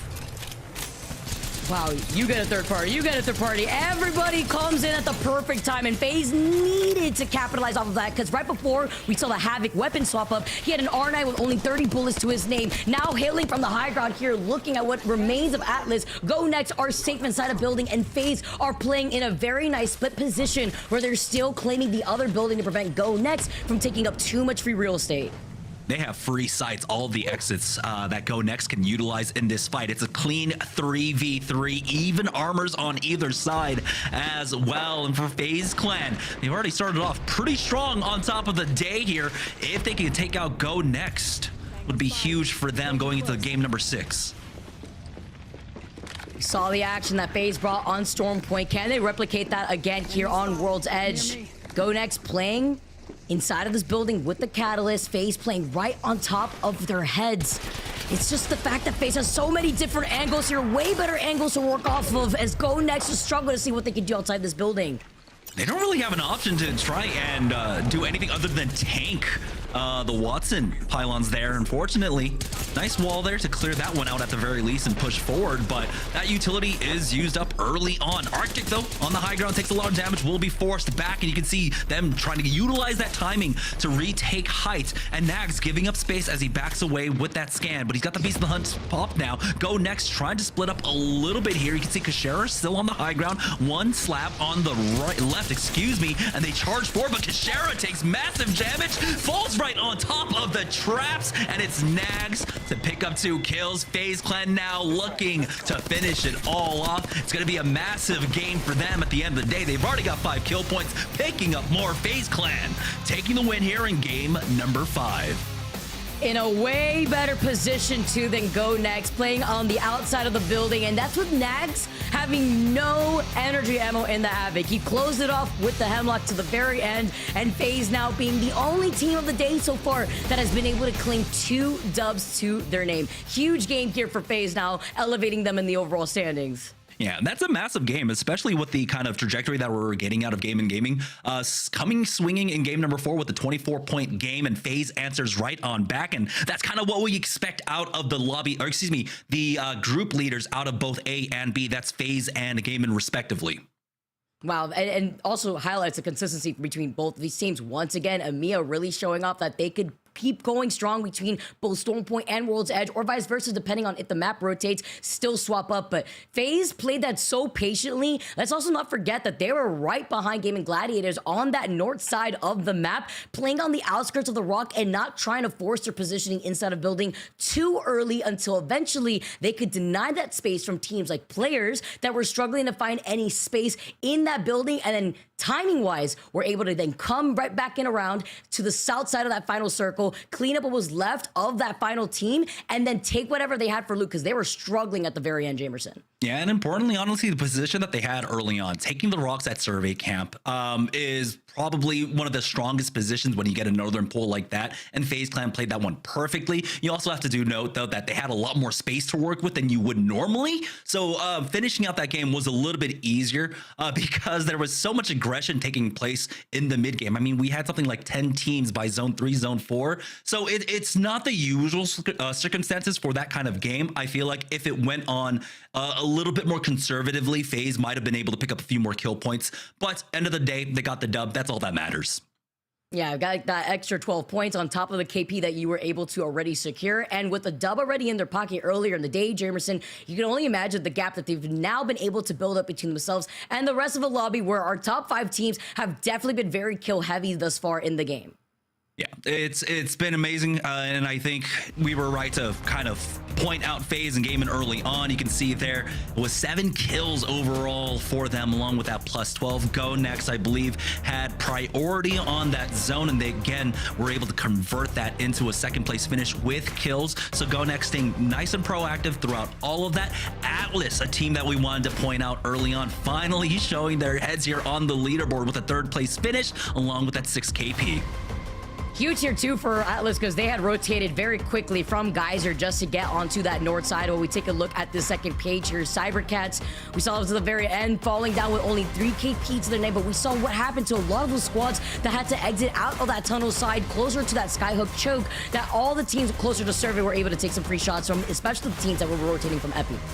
Yeah, it's very unfortunate that, you know, this is another opportunity where 3D Max had priority on the zone and they weren't really able to convert that one. But I mean, in the face of the opposition that they had to face, once they got over there, it became very difficult for them. But you can see the kind of the game plan that they had. But right now, still looking at the bottom of the leaderboard here for that game at the very least, Blacklist, International, Forbidden. Again, we're still waiting for these teams to really pop up a little bit more. And it's just unfortunate they haven't been able to really find their footing so far with the additions to their rosters.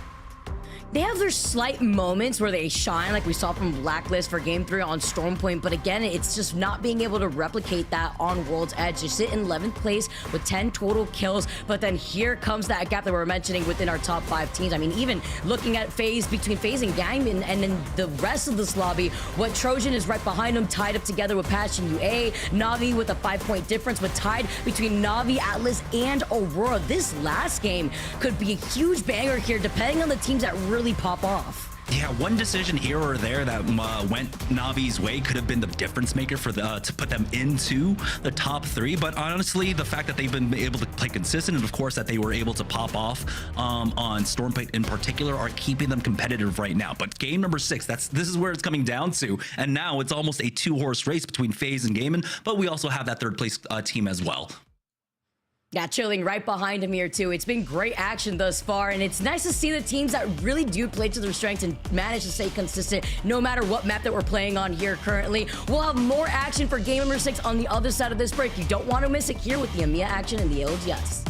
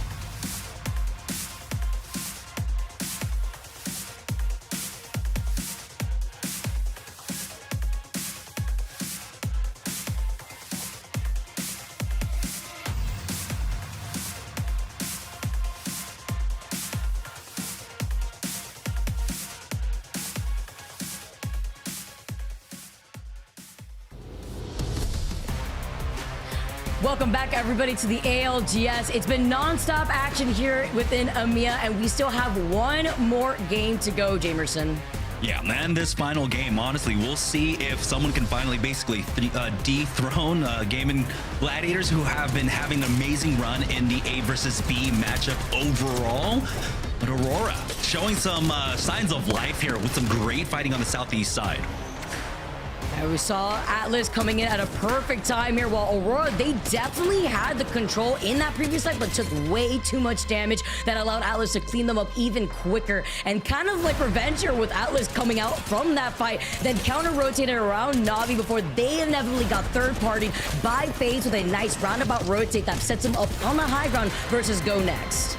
Yeah, and then at the end of the day, this was just a beautiful fight set up for FaZe. GoNext decided to basically contain themselves inside of this building, and unfortunately there's Watson on the other side that just sets up traps, and you can see Arctic controlling both doors here, and I believe this is where they fall into the trap, take a lot of damage, you get stunned, you get slowed down, and FaZe are just able to play off of this beautiful range of fire there. Again, you saw how well they played off the rocks and then moving into survey camp. Playing off that priority is just fantastic for them.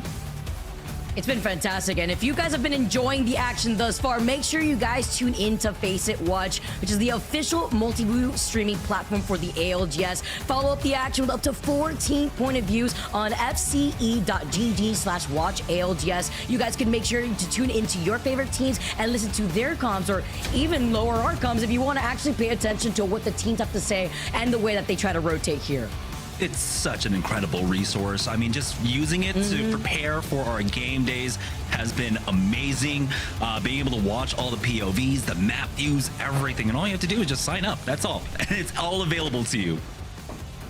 It's been great to also customize your own viewing experience too on the different audio mixers. It's been great, as it has been to watch FaZe take 2 games today alone, leading the overall 2 groups that we're witnessing play off. But FaZe, can they do it again in this final game, knowing that they land here by Overlook having the 20th pick in the seed on World's Edge? And it's been playing out amazingly with the way that these circles have been pulling away from them. Yeah, honestly, to be left with Overlook is honestly a great choice. I love it. we've had a lot of pulls, I would say, towards the Overlook side, no name side. So being able to pick this and get that priority is incredibly strong. Even with a northern pull like we got off of Survey Camp, FaZe were able to basically get second, maybe third priority on positions there and played off the rocks extremely well. But now this is where they're going to get a little bit tested. We're getting a strong pull over to the northwest side, countdown, and some portions of Skyhook in. This is where I think you can play hard edge extremely well, utilize that map 3 information, or excuse me, the ring 3 scan to really know where you need to commit basically for your rotate. Jamerson, is there a World's Edge final circle without giving us a little taste of the Skyhook zones here? I mean, we get to see it now for this final game, paying off maybe for Na'Vi, considering that they have that ring beacon right there. Vex already quick enough to actually take over the high ground of Trials after nobody is left there, because Full English had already quickly rotated away from Skyhook west side, closer to Trials, and now prioritize that northern building in case that this circle, if it does end up pulling towards that north side, they could be one of the ones to already claim a building themselves. These are the type of circles that you also could expect a lot of teams to coexist with, the amount of buildings that there are to take cover in. Yeah, I could understand wanting to try and control possibly like the market side of Skyhook. It's just so odd when you do have, of course, top Trials that you can be taking. Vex noticing that early on, will go ahead and take it. Na'Vi actually give up their position there and move up, but going back down to the southeast side of the map right now, over at Eggshell, it's going to be Blacklist International up against Players. Players actually just avoiding this fight and will rotate away from them. Calling it quits here. Instead, just trying to see, we try to prioritize going over to the other side of the vault tunnel, avoiding Blacklist. Trojan already had rotated out of Lava Siphon, now already going through Geyser. So the only really team that they could worry about on the south side could be Ethernal once they get that ring beacon scan and that survey beacon. See the scan actually onto the players, as they're going to now take a huge U-turn, wrap up behind Blacklist instead, and now try to approach from the stack side. Maybe they have a vault tunnel key here, have to see. Yeah, it has to be a vault tunnel at this point. There's no way you put that much priority on it without having it, right? It's like, oh, we're here now, guys. Who brought the key? Oh, phone keys wallet, right? You always have to remind yourself before you move out. Go with the quickness, especially if they're gonna make a roundabout rotate right behind Blacklist, who had scanned them earlier on that survey beacon. Now taking a look at other teams here. Passion UA still on the outskirts of Lava Fisher. We highlighted the crypto pick earlier on, and that could actually come in clutch for a final circle like this. Yeah, 3D Max. Remember, they're coming over from the epicenter side with the space allowed and afforded for them from Full English. They're actually able to take the bottom Trials. You know, this is a position where if Full English had taken top Trials, that would have forced, who was it before, Vex, to take bottom Trials, and then 3D Max would have had to play something a little bit different here. But with that move, they're able to go all the way back here and play time off of the Watson gen. And so I think Forbidden are just playing now for late game. That and neighboring that of 3D Max here too, just essentially sharing that same space. We can expect more team to try to do, as way more of these squads have now taken control over the north side of where they're predicting the circle to pull right now. So we have Vexed on the high ground, 3D Max sharing the low ground of Trials alongside the other squad that we just saw, Forbidden here. Passion UA are not going to be giving up their space, though, by Lava Fisher. They could deny other teams from trying to get the scan on the ring console that is over by Lava Fisher. Yeah, 3D Max, though, do have a lot more space to play off. You can see they have taken the inside of Trials proper while they have set up a small defensive perimeter there on the eastern side. But I think, yeah, definitely play a little bit bigger here. You don't want to just completely coexist. If you have the opportunity, maybe try and force out Forbidden here. But I don't think anyone really wants to take that kind of early fight, especially with the looming threat of the team on top of Trials. They can come in for the third party at any point. So many opportunities here, while FaZe, our winners from the last game here, have found themselves in between these rocks that we see a lot of teams try to play for the space. Gonna be able to be cheeky here with the way that they can not only control the space with the Watson fences, but deny the opportunity for so many other teams like Passion, like Nessy, looking at them from Countdown, from trying to wrap around them in this early rotate and trying to sandwich them. Yeah, we could see some classic circles here, especially in between Countdown, Lava Fisher. We do know that there are a few that can end basically on top of where FaZe Clan are right now, on that Raven side. So I like this positioning out of them, along with that aggressive pushing out from Arctic to try and keep an eye on the north and south sides here. But along the edges, we are fighting more fights. Aurora versus Ethernal once again. See Ethernal with Bambino having that purple Evo, sending out that knuckle cluster. He's got the mother load ready to go here. Having that slight high ground, also looking behind to make sure they aren't going to get contested by another team. From players now rotating outside of Harvester, Ethernal's just looking at Aurora. No other squads in the vicinity just yet, but also preventing Aurora from trying to get the information that is located in staging with that ring console. Yeah, this is Blacklist versus Trojans here. Don't know how strongly you want to try and commit to this fight, especially possible looming threat of third parties behind. You can hear the shots coming out from the western edge as well, so you can see now they're keeping an eye on that to see if there might be an opening to come in. They might have spotted out the player squad, and I think they did, taking shots over there. Beast of the Hunt is popped, and you can see the kiting back from Blacklist. All right here, as they try to closing that gap here in Harvester. The beams with the Havoc, though, they lose out on Ontinum, though. 2 down for Trojan. Oh, just as they quickly pop that Beast of the Hunt, they quickly get deleted. Blacklist coming out, barely taking any pressure, but roundabout, though, on the other side of the Harvester was players that maybe wanted to look to see if they could get involved now, wrapping on the north side of Harvester. We'll see if that's going to be enough of an opening for Blacklist now. With that team fight win to push up and take that ring console, that would be huge for them, especially playing hard edge like this. It doesn't seem like players are going to try and contest that whatsoever. They're just moving their way on up towards that monument side. Taking a look at hard edge teams right now. GoNext. Remember, I believe they they drop at survey camp and they have not left, making their way on over towards epicenter. They are definitely playing for that ring 3 information. I love that kind of patience play out of them. They know that they have a lot of buildings they can more than likely play off of Skyhook if this zone continues pulling north. So really, they're not losing that much tempo overall. So I like that game plan coming out from GoNext. As cybercats find themselves in trouble, they've already lost out on their bloodhound now. It's Gaimin Gladiators giving chase to them once again. Yeah, the catwall there ready to go too if another team tries to show presence. I mean, Gladiators get into position. They try to capitalize off of the duel. Try to run away, but blast the G7 shots. Give him a haircut while Light takes a nice off-angle position and still trying to put in the pressure. But I love the suppress fire that we're still seeing. Alonzi is so low, cannot get away in time. Looking to heal up just before he can close in that gap. Yeah, it's just chasing off that damage right now, but Light does have to be careful. He cannot just play so far up by himself. You can see how far away he was actually from Blast and Lufka, and so they made the call. They're going to go ahead and back away. They've done enough to pressure them off, and they've got time, so they don't need to force the issue here. They can keep an eye on the walk-in, see if this building is free, but typically it's not going to be. A lot of teams still kind of piled up over on that Skyhook side. As we pull back, it does seem like there was a team actually playing inside of that countdown building. So Gaimin Gladiators making the right call. They don't leave themselves vulnerable to a third party from Atlas there, as Aurora now playing off of that connecting area between Lava Fissure and a Countdown now are going to look to play the gatekeepers here on the southwest side of this ring.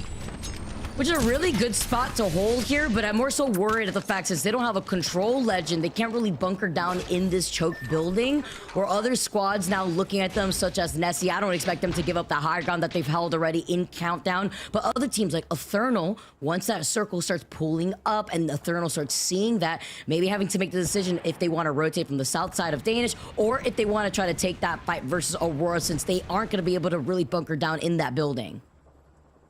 It does seem like the teams have noted that threat. Ethernal, though, they don't have to commit onto this. They've got their options right. They can wrap down and go through the office buildings over at Countdown. Looking at 3D Max, though, looks like they were able to spot out a Na'Vi.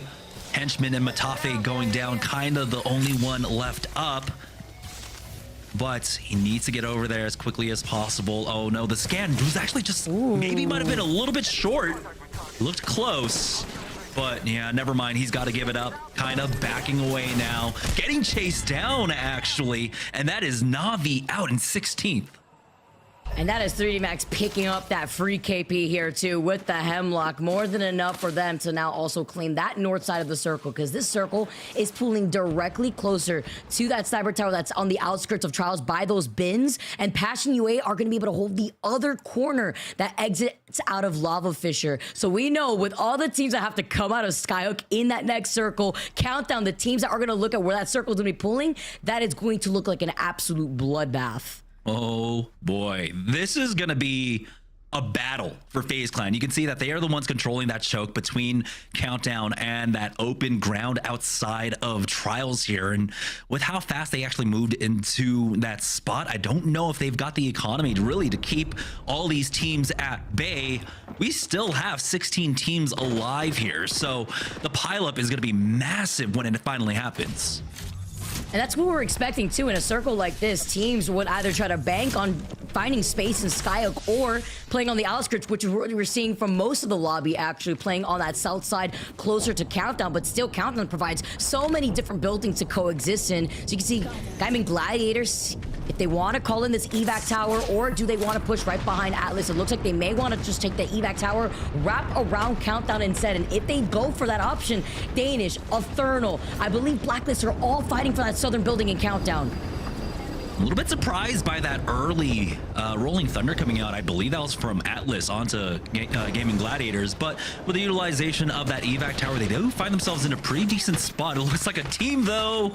Oh boy, gave their lives for this position before, and you can see why. Nice angles coming out. I'm wondering who that was. But now GG, will they be able to recover? They might have an opportunity to try and go for that full reset, unless Nessy has something to say about it. I mean, with a Hail Mary evac like that, they saw Nessy was on the high ground. They got scared, played out the low ground right into the lovely line of sight of Aurora. Now still alive, though, for now, while Danish on the other side of the building in Countdown, they've been able to secure not only this building, but I do believe Blacklist is trying to share some of that space on that low ground right alongside them. Atlas still alive here, still trying to play off that north side, contesting Nessy, who are still in that building. You know, Atlas given a lot of space as Nessy chased after the Gaming Gladiators there, and Atlas are able to take advantage, retake high ground here. A lot of their back being left free because of that rotate coming out from GG. Danish looking to get involved in this one as Atlas drops down, and Atlas, will they be able to survive? Here comes the third party now. Tryhard Thor will fall, and Zuni. Oh my goodness, Atlas had such a beautiful spot to play out of. Now things are left open for Blacklist International to come in for the third party.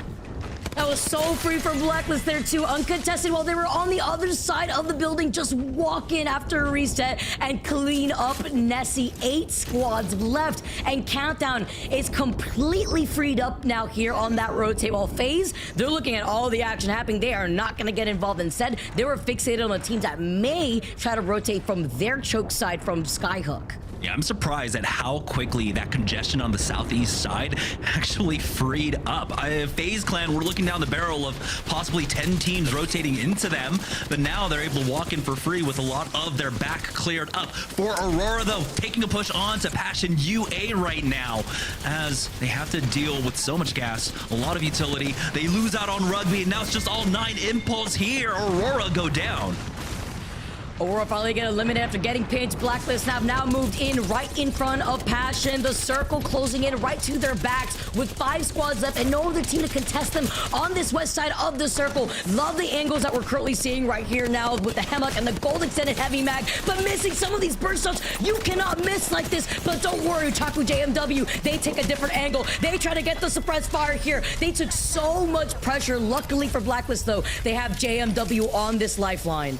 And now Blacklist International are basically in God's spot. They've got this deep pocket to play off of, and they have priority on zone. That big rock right in front of them on the other side of that corner is going to be massive. It's all really up to FaZe Clan, really, to try and take the initiative and take the tempo away from Blacklist International. But if FaZe Clan stick to this wall, they're going to get caught up in that fight between Apex, Warlords, and VexX as they try and drop down and push out of Trials. For Blacklist International, it's all about how many kills can we get to finish off this game.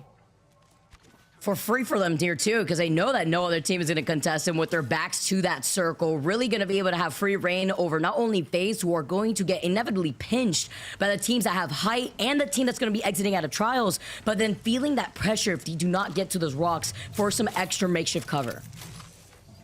FaZe Clan, though, still playing this one a little bit tentatively. I can understand why. Apex Warlords have that sight down. You can see that angle. FaZe would leave themselves vulnerable here. They're just kind of hoping that Vex maybe do something to throw this one and give a little bit of advantage for FaZe. You can see Nags keeping an eye on that corner that Blacklist International are looking over. Now, really, they don't have to do much for Blacklist International. They don't have to over-peak things. They just need to keep an eye on where the teams are. Movement out now from FaZe Clan to get to the exit of Trials here, as Apex Warlords are not aware of it quite yet. Blacklist do trade some damage, and they do give away that they have red armors on the other side, but honestly, they already have the godly positioning, and now with that smoke out, Hyarka will go ahead and increase their arc. He does take some damage and has to back away. That might be an opening for Vex, honestly, to try and push out. Blacklist calling in another lifeline care pack. You could only assume that they have another gold knockdown shield here to work off of, and FaZe playing off this low ground right below Apex Warlords. Blacklist were giving them some nice suppressed fire as Apex Warlords are forced to drop down. Beats of the Hunt has been called in, as well as the Cat, while Arctic with the beams on the Volt. He doesn't even need an extended energy mag here, trying to chase them down. The Bang ult still has not been used up here, going over to the side with 4 squads left. They fully commit over to this fight, and that means that Vex are going to be able to be right behind them to clean up as Apex Warlords take care of FaZe. Now here comes that crossfire being set up by Blacklist International. JMW far back, of course, playing that anchor for his squad.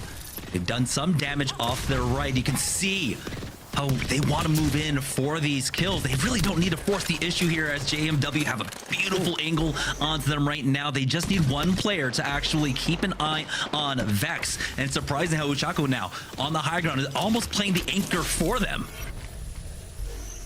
Also in the worst position right now is Apex Warlords, with Vex looking at them, Blacklist having them pinched in between little to no cover. Look at all the nades. Arcstar, double nades. Only so many places you can hide behind as Apex Warlords are taken out. Uchaku now sends out all the nades himself, seeing if he can juggle them like he's in the circus currently. You see the crack coming in. Huge entry point for Uchaku after he pops Beast of the Hunt. Waiting to the very end after they see that they've left one of the teammates from Vex behind, and capitalizing, getting that knock onto Denze. 2 squads left, and Blacklist are on a tear to claim another game under their belt. Look at the amount of KP that they have. This is a game that they need to show not only their consistency, but to put themselves in the top 20 overall standings in the leaderboards. They're on the verge of another massive game. Blacklist International will finish it all off, taking game number 6. And like you had mentioned, they finish off both halves with the win, taking game number 3 at Downed Beast and repeating it here on our 3rd rendition of World's Edge. Beautiful play coming out from them. And honestly, it was some great macro decisions coming out from Blacklist International. The way that they were able to navigate around on that countdown side and find that flank onto Passion UA to win out on that God spot. Beautiful play coming out from Blacklist International. Committing to going through that rotation point instead of trying to go in the direction that FaZe was into was an amazing call. They knew that they had to fight their way for the best position in that next circle that we've seen done many of times, but even better, having a great performance day for Blacklist, very similar to their day yesterday, where they finished in 3rd, I believe, tying up their score with Alliance, and now replicating the same type of success going into today's game. Yeah, JMW having a massive game there as well. Love to see it, especially when you get those roster swaps midway through the split as well. It can be a tough thing, but it looks like he slots in extremely well for them. 2 wins on the day, slowing down FaZe, but I don't know if FaZe has done enough, but they did have a fairly comfortable lead going into game number 6 to close things out overall. Yeah, having the double win for them, and now Blacklist joining them in the club. I got to bring Dia back in after an explosive final game right there, because Blacklist, every time they have that circle priority, they find themselves with the W, like we saw on Stormpoint when they were on top of Down Beast. It's funny that we're saying that as well, because Blacklist are a team that throughout the first half of the season that has not been true of. Like you're talking about, when we see them have an amazing, or when we see them be able to maneuver into a good spot, it's so often they're able to convert it. And yet that reputation they developed through Split 1 has only just now come into effect with the acquisition of JMW. It seems like those two things are lining up nicely, Jamerson. Yeah, and again, you do have to note that that was an incredible game for them, because this was one of the harder ring pulls, I would say, overall, coming all the way from stack side and all the way to the northwest side of the map, one of the longest rotations ever. And honestly, having to deal with that congestion that we saw forming around Raven, forming around Countdown, they navigated that one extremely well. I'm really excited about the prospects of this team, especially after this weekend's play. And it really does harken back to how comfortable a team like Blacklist International are moving out the south side. Back when they were 2R1C, they would also play out of Stacks, or Lava City as it used to be known. Blacklist International finished that game 26 points for a win, is going to boost them nice and high on the leaderboards, with VexX following them up. A pretty good day for VexX as well, Vicky. Absolutely, getting that second place finish after claiming that north side of that circle pool with 4 KP. Apex Warlords, though, the 9 KP that they had to fight their way into getting through that choke, eventually going from the high ground of trials, jumping on top of FaZe. Unfortunately for them, they were in probably the worst position you could be in a final circle like that, though. And it's really surprising to see VexX and Apex Warlords here in second and third, because up until this moment, it hadn't been a good day for them. But to be able to clean up 13 and 16 points respectively, more than triples both of their points coming out of this last match of the day. And finally, you can leave here around the middle of the leaderboards with a lot less loss than you might otherwise have had.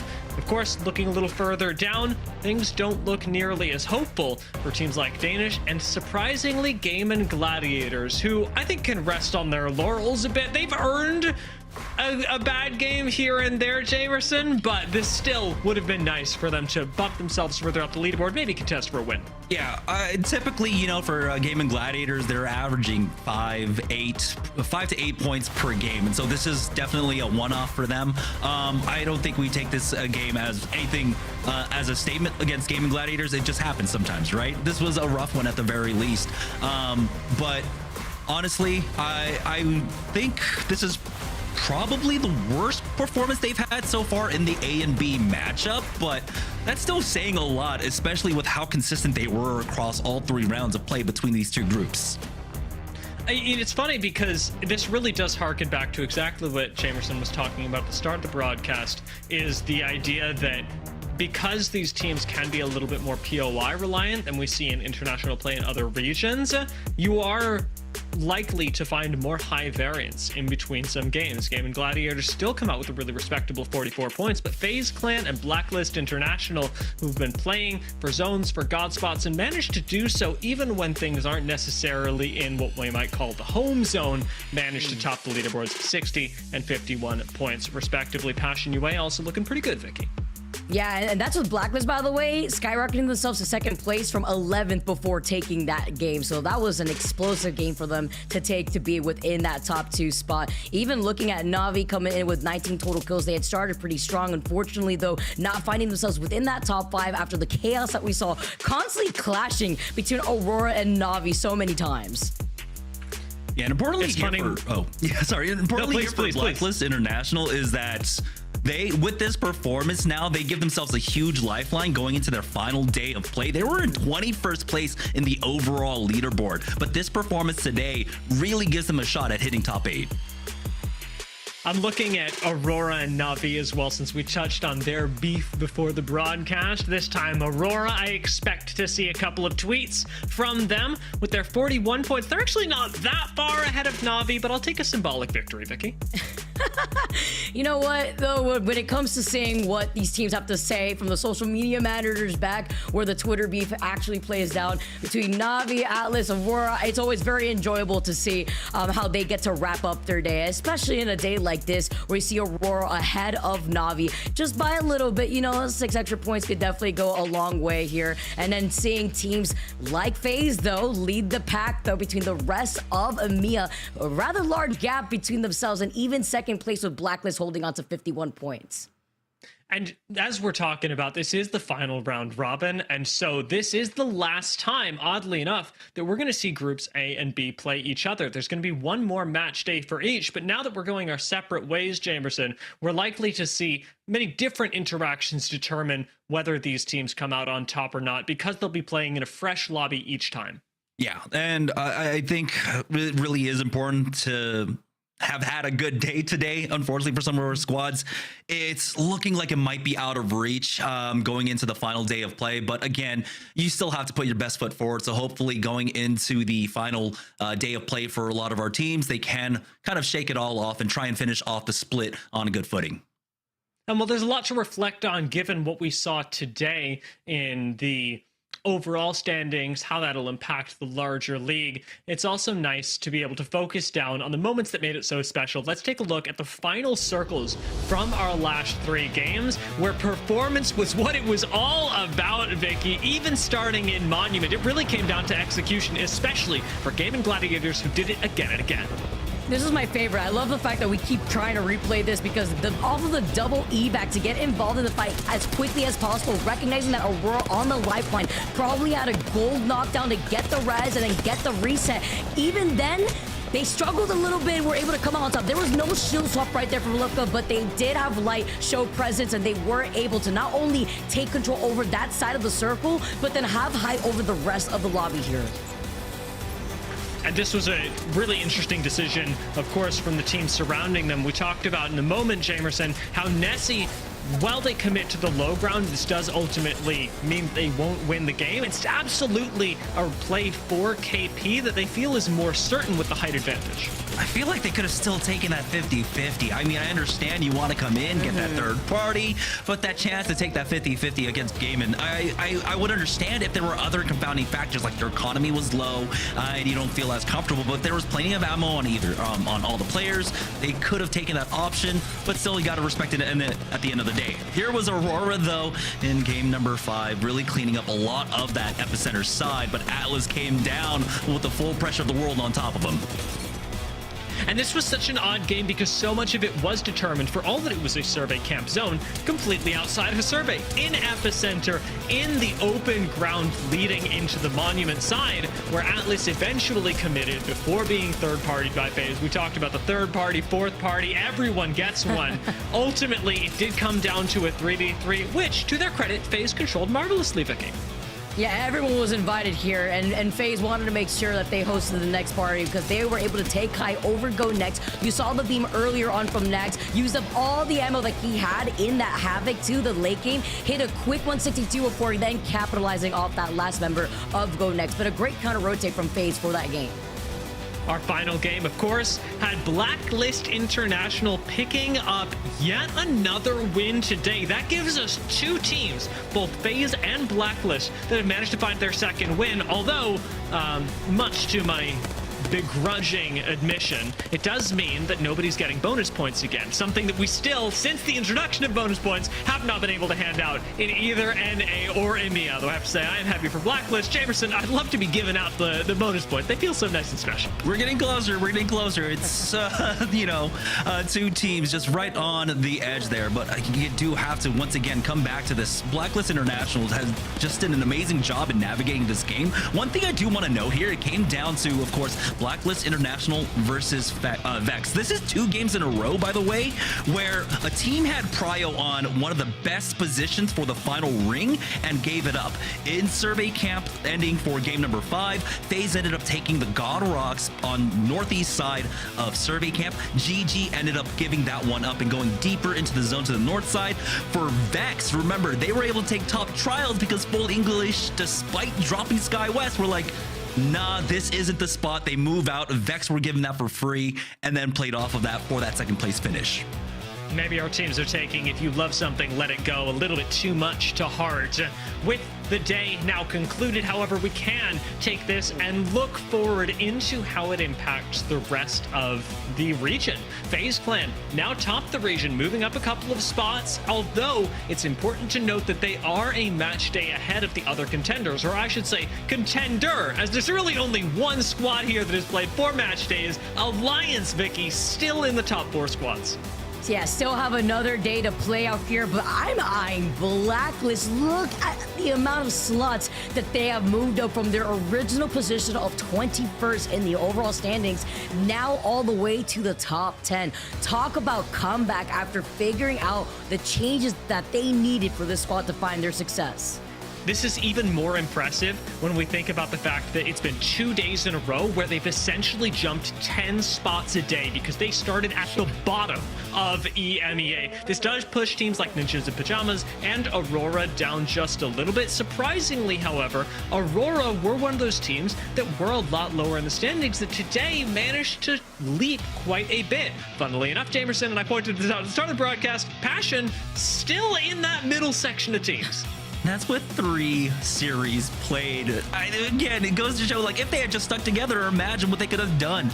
But we understand why you want to go ahead and split up. Unfortunately, you know, you see the result of it. But hey, I think it was Blacklist International that might have come out on top of the entire roster swap.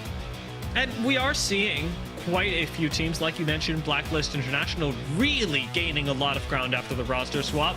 Most of the teams that the members of Passion went to have managed to benefit. Forbidden, I think the notable exception here, are sitting in 28th, but they've still got time to come back and have certainly demonstrated some pretty good gameplay over the last couple of days. It is unfortunate that, you know, when it comes down to it, you are playing two days in a row. Blacklist clearly had that on lock. Perhaps Forbidden not quite feeling in the zone just now, are going to have to revisit this in the new meta post the patch. We've got some other important stuff to talk about, however. Since now we know where the teams stand, it's important to acknowledge those people that made a huge difference in today's games. That's right, we're talking about our MVP. I am fortunately going to give this one over to none other than FaZe Clan. We had to give it to them. It was really a matter of who it would go to. And I'll be honest, I was having some trouble. I knew that Synetic was really good. I was amazed by Arctic's anchor play today, and even in this end game, remember the FaZe aren't getting here if not for Arctic. But with the Kraber shots lying as they did, and especially with the World's Edge performances coming down to as much as Synetic was able to really give the team in terms of space, control, you can see the difference that this player is making, not just statistically, but in the positioning. 4.7k damage over the course of the day, almost 5k, 10 kills, 12 assists, and I do really want to shout out that while we're giving Synetic the MVP, this is such a massive team effort. You really saw everybody playing together. And speaking of, we've actually got not just our winning squad, not just our MVP, but also our interview being the same person. So, welcome, Synetic, to the Apex Legends Global Series broadcast. It is nice to have you on with us, and congratulations. Thank you. I'm sure you heard, but being nominated for our MVP just beforehand, it was very exciting to watch you play today. The last time we spoke, it was just before you went to Split 1 playoffs as Made in Heaven. You've obviously changed a lot since then, picking up Nags from 07, changing names entirely. Now you're represented by FaZe. What's been the biggest shift for you since just before Split 1 playoffs and now? I think the biggest change was adding Nags to the roster, like, for sure.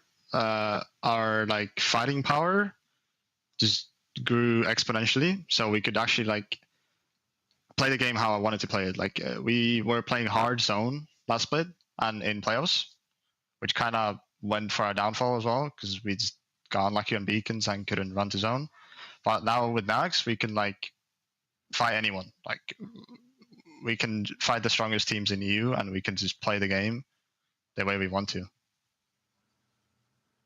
I like how you highlight Nags and his contribution here, because side by side, you guys were all following up amazingly from one another. Can you highlight how it's been being able to play under FaZe and together with Nags and the rest of the squad, how that's been able to influence not only their trust in your team to help follow up, but the way that that's allowed you to open up as a player too with the POI drafts now in place? I mean, I feel like our play has definitely evolved. Like, I thought to myself that I was like a good IGL already, but now with like a good team as well, like I can literally do whatever I want. Like I can pop off, I can play hard frag, I can clutch. I can do all that. Like it's like I unlocked all the chains just disappeared with like nags. Yeah, you mentioned that now you feel a little bit more free. Does that mean that it also affects how free you feel enabled when you're drafting when it comes to World's Edge and on Stormpoint? What kind of effect has that had on your draft with the addition of nags? Well, draft is just like, I don't think drafting changed much. Like drafting is all about how good you are as an IGL. Like you have to know every single POI to be able to draft correctly. Like if you go to comfort picks, you just will never succeed. Like you will never win. There's just no way. You have to like know everything, like every POI, and be able to play the game flexibly. Yeah, I mean. And overall, I mean, okay, so I've been seeing some focus, not focus, but I think a lot more teams are feeling a little bit more comfortable with Overlook. Were you guys happy with that overall draft pick? What kind of went into the thought process when you guys chose Overlook for this match day? Well, we had 20th pick, so we had like decent, like we could pick in the middle of the pack like twice in a row.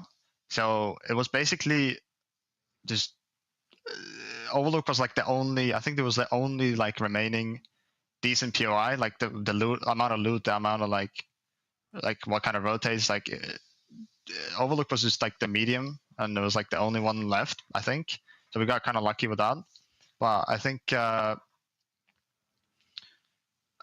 Overlook is not that great actually, especially now that draft system makes people play Fragment, and people playing Fragment will get the no name, and that just cuts your loot in half basically, and just cocks your rotates. Like it's it's not that good of a POI anymore, to be honest. Well, I will say you made it look really good in today's games, and maybe it's a bit of a fluke, maybe it's just good IGLing, but I am really happy to see you, Synetic, being able to succeed alongside with the rest of the team. We talked about the journey up from Challenger Circuit for you and Arctic, now with Nags. It's just really impressive. So thank you so much for joining us. And again, congratulations on a wonderful performance today. Thank you. It was nice talking to you guys as well. Well, we can look forward to talking to Synetic a little bit more in future, because it doesn't look like this performance is going anywhere. Clearly very confident in his IGLing abilities. Vicky, it's been a big day for teams all across EMEA. And again, we keep twisting our standings up. Things are changing fast in EMEA, and with only 2 round-robin days left to go, what are you thinking, leaving us after the first day of it? I can't wait to see what these last 2 days have in store for us, because with a lot of these teams now shifting in the overall standings, it can then further highlight who the top 20 teams will be left standing to compete in that regional final. So it's definitely been interesting to see these mid-season roster swaps, whether it be teams disbanding to go into other rosters. It's definitely shook up a lot of things, and I know the Blacklist fans are rallying together, because that was an impressive final game to make a statement, but even better to see teams like FaZe, Gaimin, be able to still stay on top in the top 3, no matter the situation.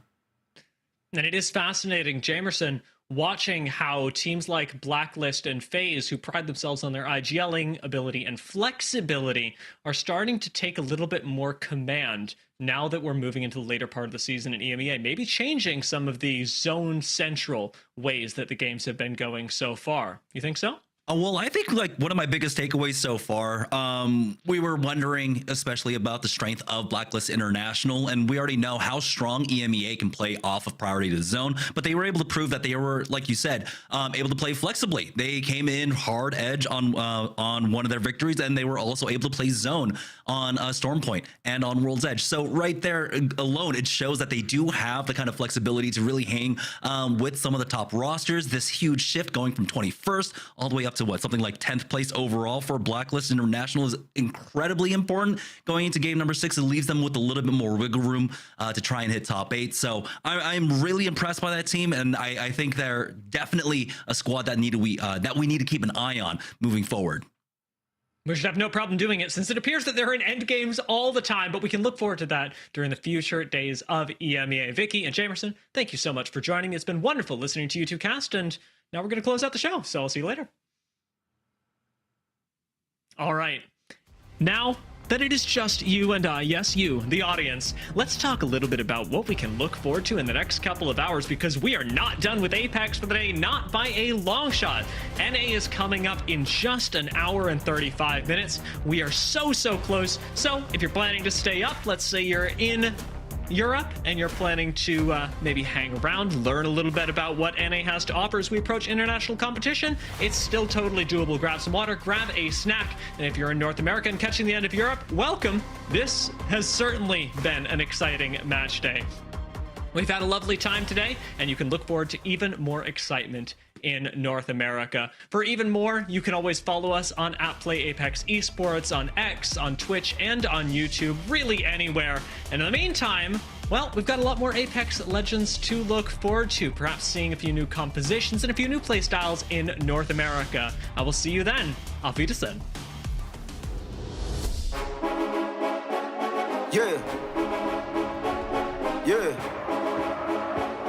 Yeah. Hall of Famer, how did you not know? Championship, about to win a Super Bowl.